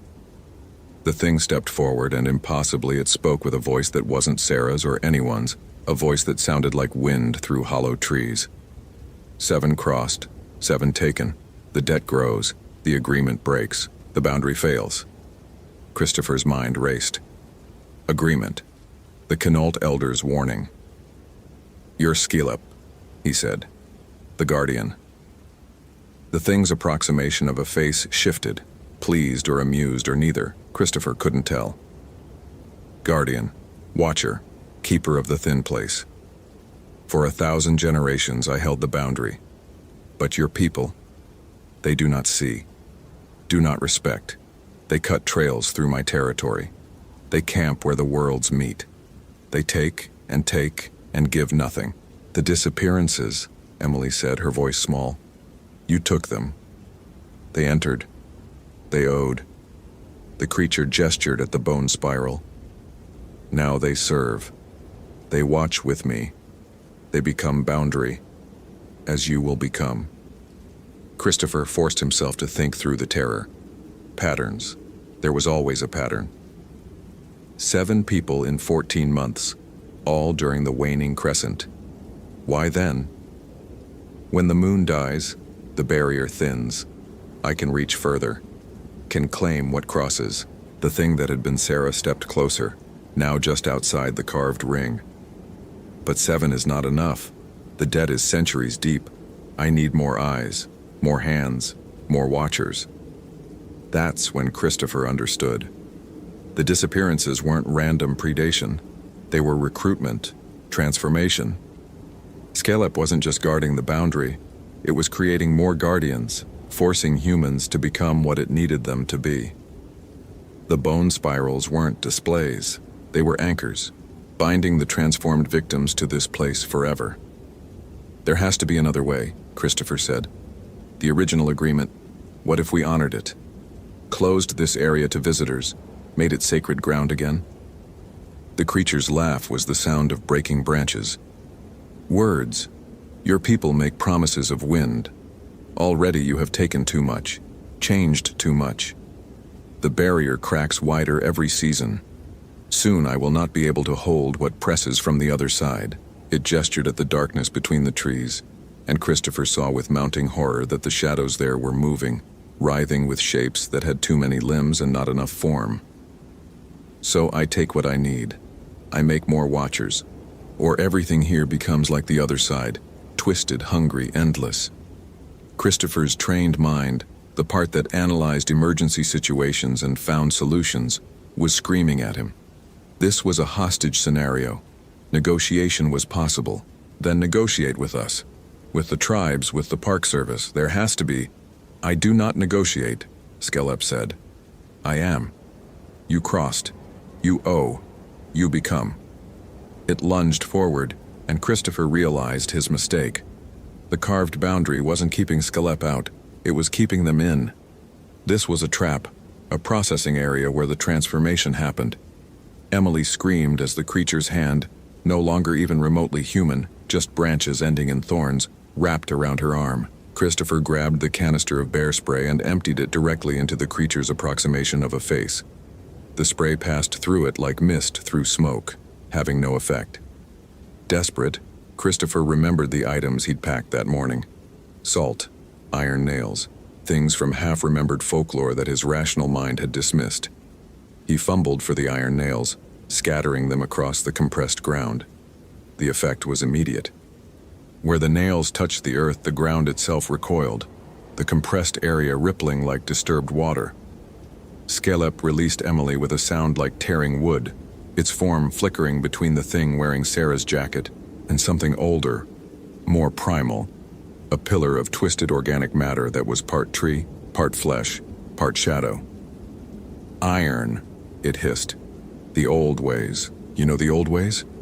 Christopher didn't. Not really. But he poured out the salt in a line between them and the creature, completing some instinctive pattern. Let us go. We'll make sure no one else comes here. We'll honor the boundary. Promises, Scalep said, but it had retreated to the edge of the clearing, its form still flickering. Your kind has made promises before. Then what do you want? Christopher demanded. You said the barrier is failing. Turning us into more guardians isn't fixing that. It's just adding bodies to a losing battle. The creature was silent for a long moment, and Christopher sensed he'd struck something important. The barrier needs both sides, Scalep finally said. Your world and the other, held separate, but your world forgets, doesn't believe. The forgetting weakens everything. Understanding crashed over Christopher. You need believers, people who know you're real, who respect the boundary, not prisoners. Not slaves. Allies. Allies. The word seemed strange in Scalep's mouth. For 1,000 generations there were allies. The first people who remembered, who taught their children, who walked carefully. Its gaze fixed on Christopher with terrible intensity. But you make maps and trails and pretend the old places don't exist. Until people wander in unprepared and I must choose. Let them disturb what must not be disturbed, or take them. Then let us prepare them. Christopher said, let us tell the story, warn people. Close this area officially, not just on forgotten maps, but for real. Who would listen? Who would believe? I would, Christopher said. I will, and I'll make others listen. Emily, still shaking, nodded. The tribes were right. All along they were right. We'll help them be heard. Scalep regarded them for what felt like hours but was probably only seconds. 7 I have taken. 7 who crossed unprepared, unbelieving. You two have crossed, but you see now. You believe. Its form solidified somewhat, becoming more human-shaped, though still wrong in fundamental ways. Go. Tell your people what you have seen. Make them understand that some boundaries exist for reasons older than your laws. If you succeed, if the forgetting ends and the respect returns, I will release the 7. If you fail... If we fail? Christopher asked. Then the barrier breaks completely, and what has been held back for millennia will finally push through. And I will need an army of watchers, not just 7. The creature gestured, and suddenly the forest seemed to rotate around them. Christopher felt dizzy, disoriented, and then... They were standing at the Graves Creek trailhead. Their entire team was there, looking worried but unharmed. According to their watches, only 40 minutes had passed, though it had felt like hours in that clearing. Christopher's radio crackled to life with normal chatter about search sectors and grid patterns. Everything seemed normal, except Christopher could still smell that sweet rotten scent, and when he looked down, there was bark growing under his fingernails. Emily's eyes had flecks of solid black in them that hadn't been there before. They weren't fully transformed, but they'd been touched, marked, changed enough to remember, to believe, to serve as living warnings. Christopher spent the next 6 months fighting through bureaucracy, speaking with Kinol elders who were initially suspicious, but eventually willing to work with him, submitting reports that were dismissed as stress-induced delusions, until he brought in the testimony of Joe Tallfeather and a dozen other indigenous voices that could no longer be ignored. The section of forest was finally, officially, designated as culturally restricted land. No public access, no trails. The boundaries marked clearly with signs in both English and Lushootseed. Sacred ground. No entry. Sarah Mitchell and the other 6 were officially declared dead after the standard waiting period. Their bodies were never found. But on certain nights, Christopher drove out to the boundary markers and could swear he saw figures moving between the distant trees. Tall, thin figures that watched the boundary, keeping it secure. He kept his promise. He told the story, over and over, to anyone who would listen. Some believed, most didn't. But enough people knew now that the area remained closed, and the disappearances stopped. Christopher never entered that section of forest again, though he walked its boundaries regularly. The bark under his fingernails never fully went away, a permanent reminder of what he'd seen, what he'd promised. Emily left the Park Service 6 months later. Unable to bear being so close to that place, she called Christopher once, a year after the incident, her voice tight with suppressed terror. "I saw them in my dreams last night, the 7. They thanked me, said the boundary was holding, that what we did mattered." Christopher had had the same dream. He stood at the boundary marker now 10 years later in 2018, watching the forest that held secrets older than nations. His rational mind had never fully recovered from what he'd experienced, but he'd learned to live with the knowledge that rationality had limits. Some things existed beyond data and patterns and logical explanations. Some boundaries needed to be respected, even if you couldn't measure or quantify or understand them. From deep in the restricted forest, he heard a sound, rhythmic, like chanting, like the voices he'd heard on that static-filled radio so long ago. Watchful, ancient, endless, the barrier was holding. For now. Because he'd kept his promise. Because he'd made people remember. But on nights like this, when the moon waned toward darkness, Christopher wondered how long memory lasted, how long promises endured, how long it would be before someone forgot again and decided that boundaries were just suggestions. He touched the bark growing under his nails and turned away from the forest, carrying his terror and his knowledge like weights he could never put down, walking the razor edge between worlds that most people didn't even know existed. The forest watched him go. The forest always watched. If this story gave you chills, follow for more quality terror. Could you survive in Christopher's place? Hope you felt real chills. If you appreciate genuine horror, consider following. Which moment scared you most?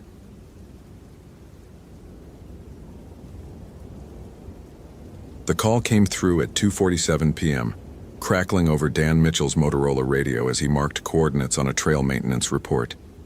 The dispatcher's voice carried that particular tension he'd learned to recognize, the kind that meant someone's world was collapsing in real time. "Ranger Mitchell, we've got a distraught family member on the line. Transfer in 5 seconds." Dan set down his pencil. Through the ranger station window, Douglas firs swayed against an October sky the color of old pewter. He pressed the receiver to his ear and heard a woman's voice, high and breaking. "Please, you have to find her. It's been 36 hours. Sophia wouldn't just disappear. She's responsible. She checks in every day, and now..." The words tumbled out in a rush of controlled panic. "Ma'am, I need you to slow down. Tell me your daughter's name." "Sophia. Sophia Chen. She's a graduate student at UW, doing field research on mycorrhizal networks. She's been staying at the Ho research station since last Monday, and she hasn't answered her satellite phone since Monday night. The university tried reaching her yesterday, and when she didn't respond, they called me this morning. I've been trying everyone, and nobody will tell me anything useful." Dan opened his incident log, pen hovering over blank paper. The Ho research station. His hand paused, a tremor running through his fingers that had nothing to do with the temperature. The station sat 12 miles into the Ho rainforest, accessible only by a service road that had been washed out last winter. Most rangers avoided it when they could. "Mr. Mitchell, are you there?" "Yes, I'm here. Has anyone been out to the station?" They said something about limited resources, about waiting to see if she checked in. But it's been 36 hours. She could be hurt. She could be... Mrs. Chen's voice cracked. Please. You're my last call before I drive up there myself. Dan closed his eyes. 3 years ago, almost to the day, he'd responded to a similar call. A missing hiker named Kevin Valdez, last seen on the Sol Duque River Trail. Dan and his partner, Marcus Reed, had found Kevin's campsite intact, his pack untouched, his boots still by the tent. But Kevin himself had vanished into the dense understory like smoke. They'd searched for 2 weeks. Dan had been the one to hear Marcus's voice calling from somewhere deep in the woods on the 13th night. Except Marcus had been standing right next to him, equally confused. The next morning, they'd found Marcus's body at the bottom of a ravine, a quarter-mile from where they'd been standing. The official report said Marcus had wandered off alone and fallen, but Dan knew what he'd heard. Someone, something, had called out in Marcus's exact voice. "Mr. Mitchell?" "I'll head out there within the hour," Dan heard himself say. "Give me your contact information." After Mrs. Chen hung up, Dan sat motionless at his desk. His supervisor, Linda Hernandez, appeared in the doorway, arms crossed. "You don't have to take this one, Dan. I can send Patterson." "Patterson doesn't know the whole interior." "Neither do you, not anymore. You haven't been out that way since—" "I know the trails." Dan stood, reaching for his pack. "I'll radio in every 2 hours." Linda studied him with the careful expression of someone watching a man walk toward a cliff edge. "Take the satellite phone, the new one, not the old Garmin. And Dan, if anything feels off, you come back, immediately." Dan nodded, not trusting himself to speak. He loaded his pack with methodical precision. First aid kit, emergency rations, water purification tablets, headlamp with extra batteries, his personal Garmin eTrex GPS unit, topographic maps sealed in waterproof bags, rope, signal flares. The satellite phone went into the top pocket, though reception was spotty at best under the rainforest canopy. He signed out a Ford Ranger from the motor pool and drove west on Route 101, watching the landscape shift from second-growth timber to old-growth giants. The air grew heavier, thick with moisture that never quite became rain, but never fully lifted either. By the time he turned onto the service road leading to the Ho research station, the forest had closed in completely, turning afternoon into premature twilight. The road had deteriorated further since his last visit. Moss consumed everything here: the pavement, the fallen logs, the rusted guardrails. Dan navigated around a washout, his truck lurching through muddy ruts. The radio hissed static. He tried raising dispatch but got only electromagnetic noise. The research station appeared through the trees like a fossil from another era, a collection of weathered buildings surrounding a central lodge built in the 1960s. Solar panels on the roof, a propane tank out back, windows dark. Dan parked beside a silver Subaru with a University of Washington parking permit in the window. Sophia's car. He cut the engine. The silence that followed felt weighted, expectant. Rain had begun to fall, not drops, but a fine mist that seemed to materialize directly from the air. Dan grabbed his pack and approached the main lodge, boots squelching in decomposing needles. "Sophia Chen, Forest Service." His voice vanished into the trees without echo. The lodge door hung ajar. Dan pushed it open with his boot, hand on his flashlight. Inside, the smell of old wood and mildew. A kitchenette to the left, a common area with mismatched furniture, a hallway leading to what he assumed were sleeping quarters. Papers covered a central table, research notes, specimen labels, photographs of fungal structures magnified to alien geometries. Sophia's laptop sat closed beside a half-empty mug of coffee. Dan touched the mug. Stone cold. A charging cable snaked across the table to a portable battery pack, dead. "Sophia, it's Ranger Mitchell. Your mother asked me to check on you." Nothing. He moved down the hallway, checking rooms. The first 2 were empty, beds stripped to bare mattresses. The third showed signs of habitation: a sleeping bag spread over institutional sheets, a backpack in the corner. Clothing hung neatly over a chair. A photograph pinned to the wall showed a young Asian woman with her arm around an older woman who had to be Mrs. Chen. Same sharp cheekbones, same determined set to the jaw. Dan returned to the common area and examined Sophia's research materials more carefully. Her field notes were meticulous, tracking collection sites across a 5-square-mile area. The most recent entry was dated Monday, October 13th, 2 days ago, and described a significant fruiting event near a location she'd labeled Site 7 Old Growth Cluster. A hand-drawn map showed the site's location, approximately 2 miles northwest of the station, following what Sophia had marked as Deer Run Trail. Dan cross-referenced it with his topographic map. The trail existed, barely, an unmaintained path that disappeared into some of the densest old-growth forest in the continental United States. He checked his watch, 4:15 p.m. Maybe 3 hours of workable light left, less under the canopy. The smart move would be to radio for additional personnel, establish a proper search grid, wait for morning. But he thought of Mrs. Chen's voice, the particular pitch of a parent's terror, and found himself walking toward the tree line, mid-story CTA. If this story is capturing your attention, follow for more quality content. What would you do in Dan's situation? Wait for backup or push forward? Share your thoughts below. The trail began as a suggestion more than a path, marked only by slight gaps in the undergrowth. Dan activated his GPS unit, logging his route. The device showed his position as a blue dot in a sea of green. Though he knew from experience how quickly the rainforest could scramble electronic equipment, the mist had evolved into proper rain now, a steady percussion against the canopy high above. He moved carefully, scanning for signs of recent passage. The forest floor here was a living thing, not earth, but centuries of decomposition layered into a springy substrate that absorbed footprints like memory foam. Still, Sophia would have left traces. Broken ferns, displaced nurse logs, something. After 20 minutes, he found it. A small orange flag tied to a hemlock branch at eye level, then another, 10 yards ahead. Sophia's trail markers. Dan felt a small loosening in his chest. At least she'd been thinking about finding her way back. The flags led him deeper into the ancient growth. These trees predated Columbus. Some of them predated the Roman Empire. Their trunks rose like cathedral pillars, 40 feet in circumference, vanishing into a canopy so thick that the rain became a whisper by the time it reached the forest floor. Nurse logs larger than city buses lay decomposing, supporting entire ecosystems on their backs. Everything grew on everything else here. Ferns sprouted from moss that covered trees that grew from fallen giants.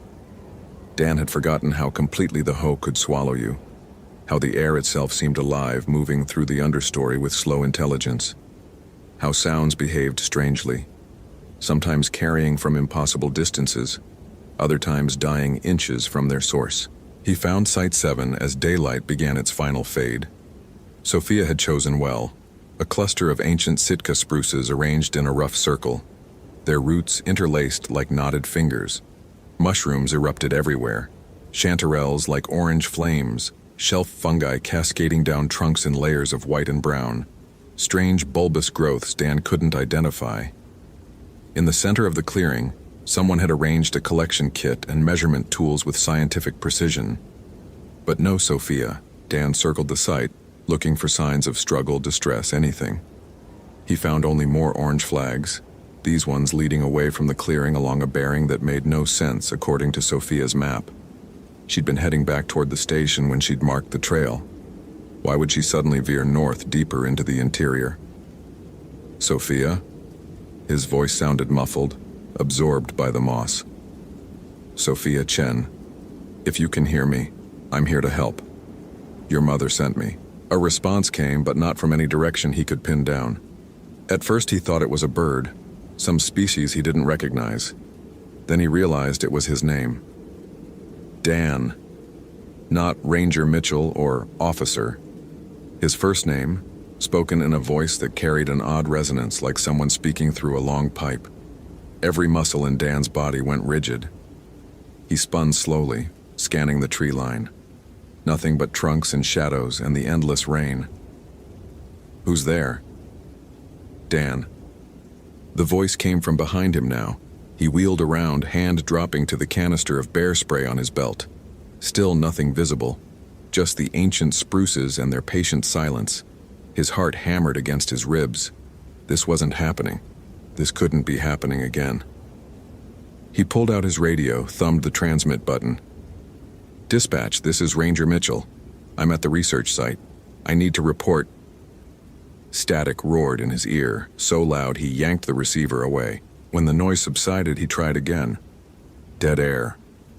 The radio's battery indicator showed full charge, but the device might as well have been a brick of plastic. "Dan." The voice again, closer now. And there was something wrong with it.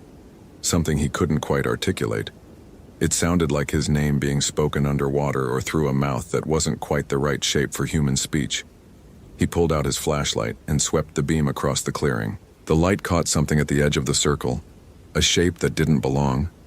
Dan moved toward it, keeping his beam steady. It was a boot. Sophia's boot, based on the size. Just the one, lying on its side near the base of a spruce, laces still tied. Dan knelt beside it, pulse throbbing in his temples. The boot showed no signs of damage, no blood, no indication of how it had been removed. It simply sat there, as if Sophia had stepped out of it mid-stride and kept walking. Looking for something? Dan jerked upright, spinning toward the voice. This time it had sounded almost normal, almost like a real person speaking from somewhere in the trees. The beam of his flashlight caught nothing but bark and moss and the slow drift of rain. "Sophia? Is that you? Does it sound like Sophia?" The voice had changed again, taking on a mocking quality. Or maybe not mocking, maybe curious, the way a child might ask a question while pulling wings off an insect. Dan backed toward the center of the clearing, keeping his light moving. His rational mind offered explanations. Other hikers, echo effects in the dense forest, auditory hallucinations from stress and lack of sleep. His body knew better. His body remembered standing in these same woods 3 years ago, hearing Marcus's voice calling his name while Marcus stood 5 feet away. "What are you?" The question came out steadier than he felt. "We've been here longer than your words." The voice seemed to come from everywhere now, from the trees, from the ground, from inside his own skull. "We were here when the first people walked under these branches. We were here when the ice came and went. We'll be here when the last tree falls and begins its long rot back into Earth." Dan's hand found the satellite phone in his pack. His fingers fumbled with the power button, trying not to think about how Marcus had called for help on his radio right up until the moment the thing, whatever it was, had led him off that ravine edge. The phone's screen flickered to life, showing a faint signal. Dan pressed the emergency beacon, hoping it would punch through to the repeater on Mount Olympus. The screen showed the transmission attempt, a small icon spinning. "Communication." The voice sounded pleased. "We remember communication. The ones who came before you tried to speak with us. They brought their iron symbols and their promises. They thought they could contain us with ritual and prayer." Dan risked a glance at the phone. Still transmitting. "Keep it talking. Keep it distracted." "The colonists? The ones who died here in 1892? Died." The word came out like a taste being tested. "That's what you call it. They called it sacrifice. They thought feeding us would satisfy the hunger. They learned otherwise." The phone's screen went black. Dan pressed the power button. Nothing. The device was dead, drained of battery despite showing 90% charge 30 seconds earlier. "You have trauma." The voice had shifted again, taking on an almost gentle quality.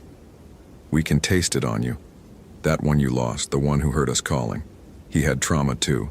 Old fears from childhood, wounds that never healed. We fed on those first, made them larger, turned them into hooks we could pull." Dan's breath came short and sharp. He forced himself to think through the panic. This thing, whatever it was, fed on fear and pain. It had done something to Marcus, and now it had done something to Sophia. But what did it want? Why the conversation? Why not simply take him the way it had taken the others? "Where's Sophia?" "Sophia." The voice elongated the syllables, savoring them. "The one who studies connections. The one who came to understand how everything feeds on everything else in this place. how nothing stands alone, how all boundaries are illusion. Is she alive? Alive. Dead. These are concepts from your small understanding. Something moved in the shadows beyond Dan's light. Not one thing, but many. Shapes that might have been branches swaying, except there was no wind. She's here. She's been here since she understood what we offered. A choice, Daniel Mitchell. The same choice we offer to all who come this far into our home. Dan's back hit one of the ancient spruces. The bark felt unnaturally warm against his shoulders, as if the tree itself had fever. What choice? To feed or be fed upon. To join the network or be consumed by it. Your partner chose to run. Sophia chose something else. The shapes resolved themselves into something almost human. Tall figures made of shadow and moss and the negative space between trees. They moved with fluid grace surrounding the clearing but not entering it. Dan counted 4, then 6, then lost track as they seemed to multiply or merge or slip from one position to another without crossing the intervening distance. 3 years ago, Dan said, his voice barely above a whisper, you called out in Marcus's voice. You led him away from me. We called in many voices. His mother's voice, his daughter's voice, the voice of the God he'd stopped believing in. He ran from all of them. He ran so hard he forgot to watch where he was going. Dan's hand closed around the flare in his pack.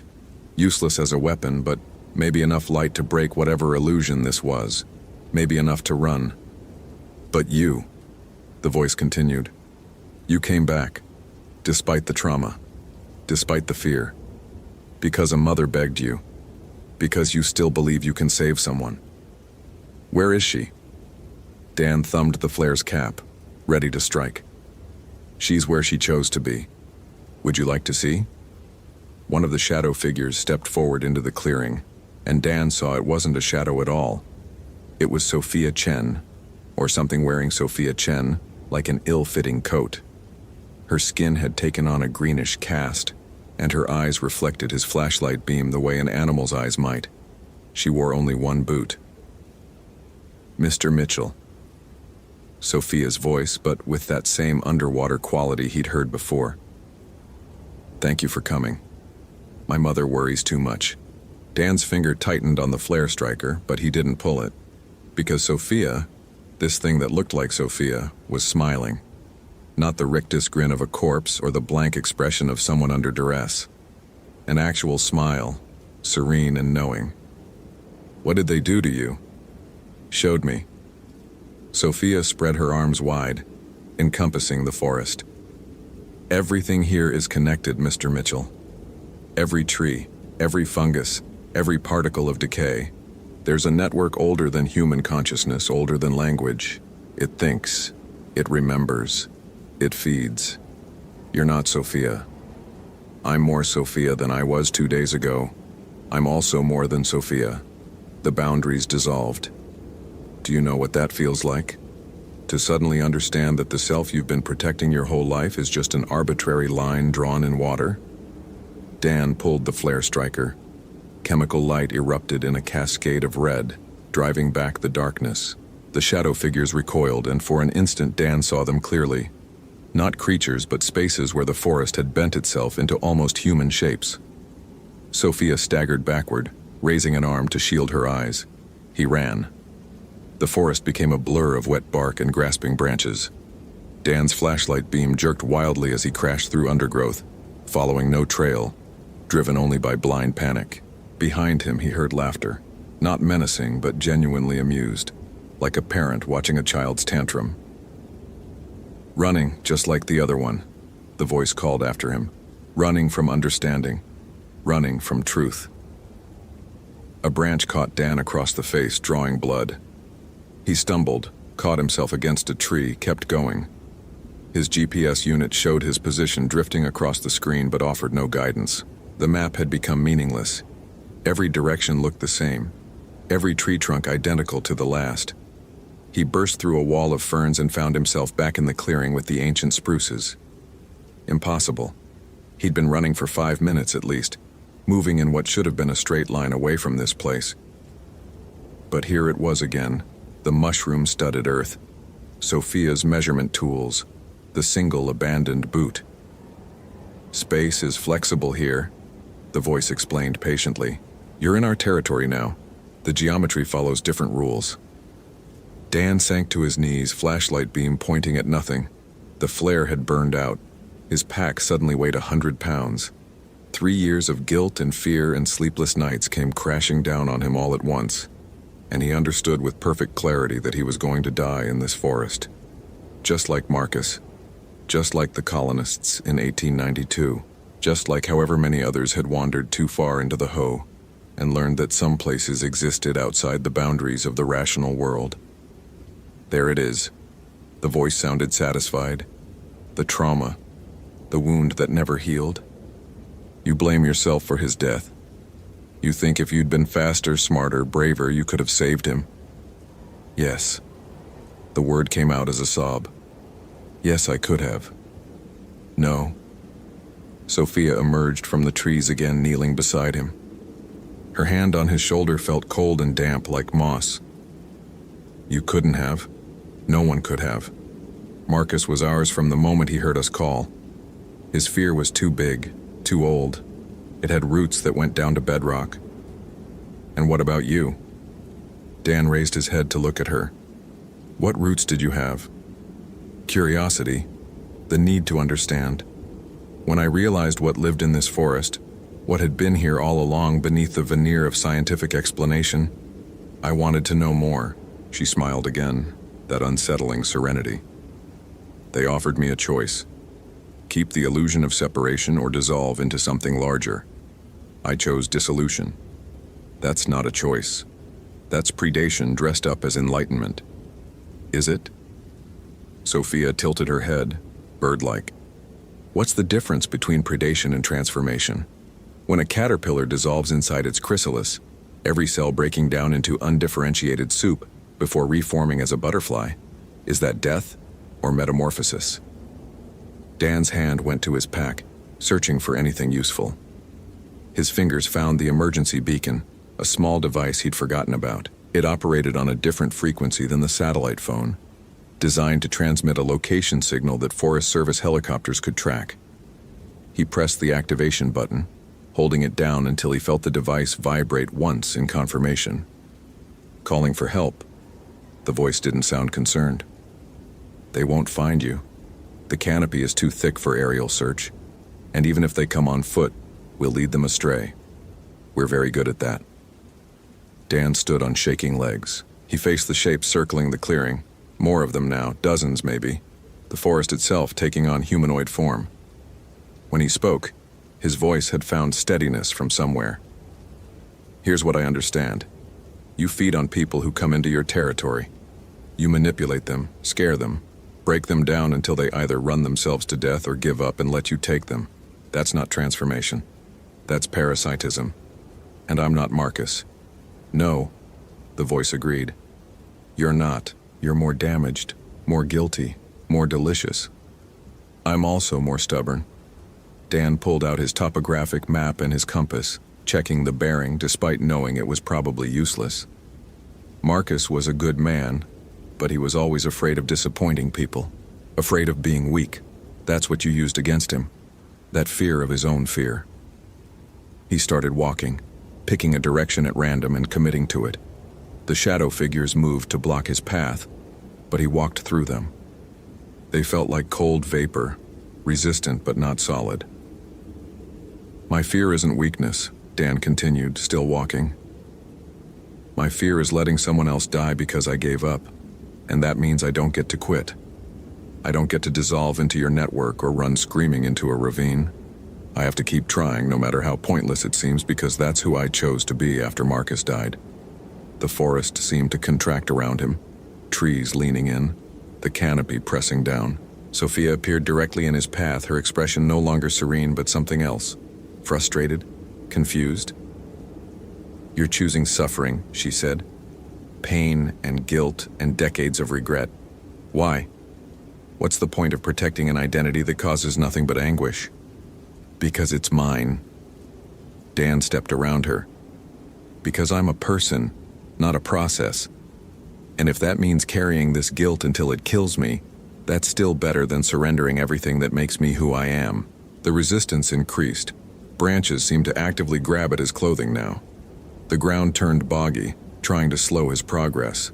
The voices multiplied, calling to him in dozens of registers. His mother, his ex-wife, Marcus, people he'd loved and lost and failed. He kept walking. Hours passed, or maybe minutes. Time had become as fluid as space. Dan's legs burned with exhaustion. His clothes were soaked through. Blood trickled from a dozen small cuts where branches had scored his face and hands. But he kept moving forward, following the compass bearing he'd chosen, refusing to deviate no matter what the forest threw at him. And slowly, incrementally, the pressure began to ease. The voices faded to whispers. The shadow figures receded into the tree line. The forest resumed its normal density, still ancient, still powerful, but no longer actively hostile. Dan checked his GPS and found, impossibly, that he'd traveled almost a mile northwest, toward the old logging road that ran along the northern boundary of the research area. Dawn was breaking as he stumbled out of the tree line onto cracked pavement. The sky had cleared during the night, leaving the world washed clean. Dan stood on the road for a long moment, just breathing, confirming that he still existed as a discrete entity, separate from the forest. His radio crackled to life. "Gur Mitchell, if you can hear this, respond. Search teams are converging on your last known position. Ranger Mitchell, please respond." Dan pressed the transmit button. "This is Mitchell. I'm on the northern access road, approximately 2 miles from the research station. I'm mobile but need immediate evacuation." The relief in the dispatcher's voice was audible. "Copy that, Mitchell. Stay on the road. We have your beacon signal. Help is 15 minutes out." Dan sank down onto the pavement back against a tree. As he waited, he thought about Sophia Chen, or whatever remained of her in that clearing. She'd made a choice, though whether it had been a genuine choice or just an elaborate form of coercion, he couldn't say. He thought about Marcus running through these same woods, hearing the same impossible voices, making his own choice in a moment of terror. And he thought about himself, the choice he'd made to keep walking even when everything inside him screamed to stop. Whether that made him brave or just too damaged to know better, he couldn't say. The helicopter arrived 14 minutes later, its rotors beating the air into submission. As Dan climbed into the rescue basket, he looked back at the forest. For just an instant, he thought he saw figures standing at the tree line. Tall shapes that might have been moss-covered trunks or might have been something else, watching him leave. He didn't look away. He met their gaze, if that's what it was, and held it until the helicopter lifted him above the canopy. End story, CTA. Thank you for reading to the end. If you enjoyed this narrative, consider following for more compelling stories. What's your interpretation of Sophia's fate? Was she truly transformed or consumed? I'd love to read your theories in the comments. Epilogue. The official report stated that Sophia Chen remained missing, presumed lost to the hazards of backcountry wilderness. Her research notes were recovered from the lodge and forwarded to the University of Washington. The site she'd labeled Site 7 was not included in the search grid. Dan's GPS log showed no record of ever visiting that location, though he insisted otherwise. Mrs. Chen called Dan 3 times over the following months. He told her the truth as he understood it, that her daughter had gone into the forest and chosen not to come back. Mrs. Chen stopped calling after that. Dan resigned from the Forest Service in January 2009. He took a job as a ranger naturalist in Yellowstone, about as far from the rainforests of the Olympic Peninsula as one could get while staying on the continental United States. He never went back to the Ho, but sometimes, on quiet nights, he thought he heard voices calling his name from the darkness beyond his cabin. And sometimes, he wondered if the thing in the forest had been lying about choice, about transformation, about the boundaries between self and other. And sometimes he knew it hadn't been lying at all, which was somehow worse. Tentar novamente.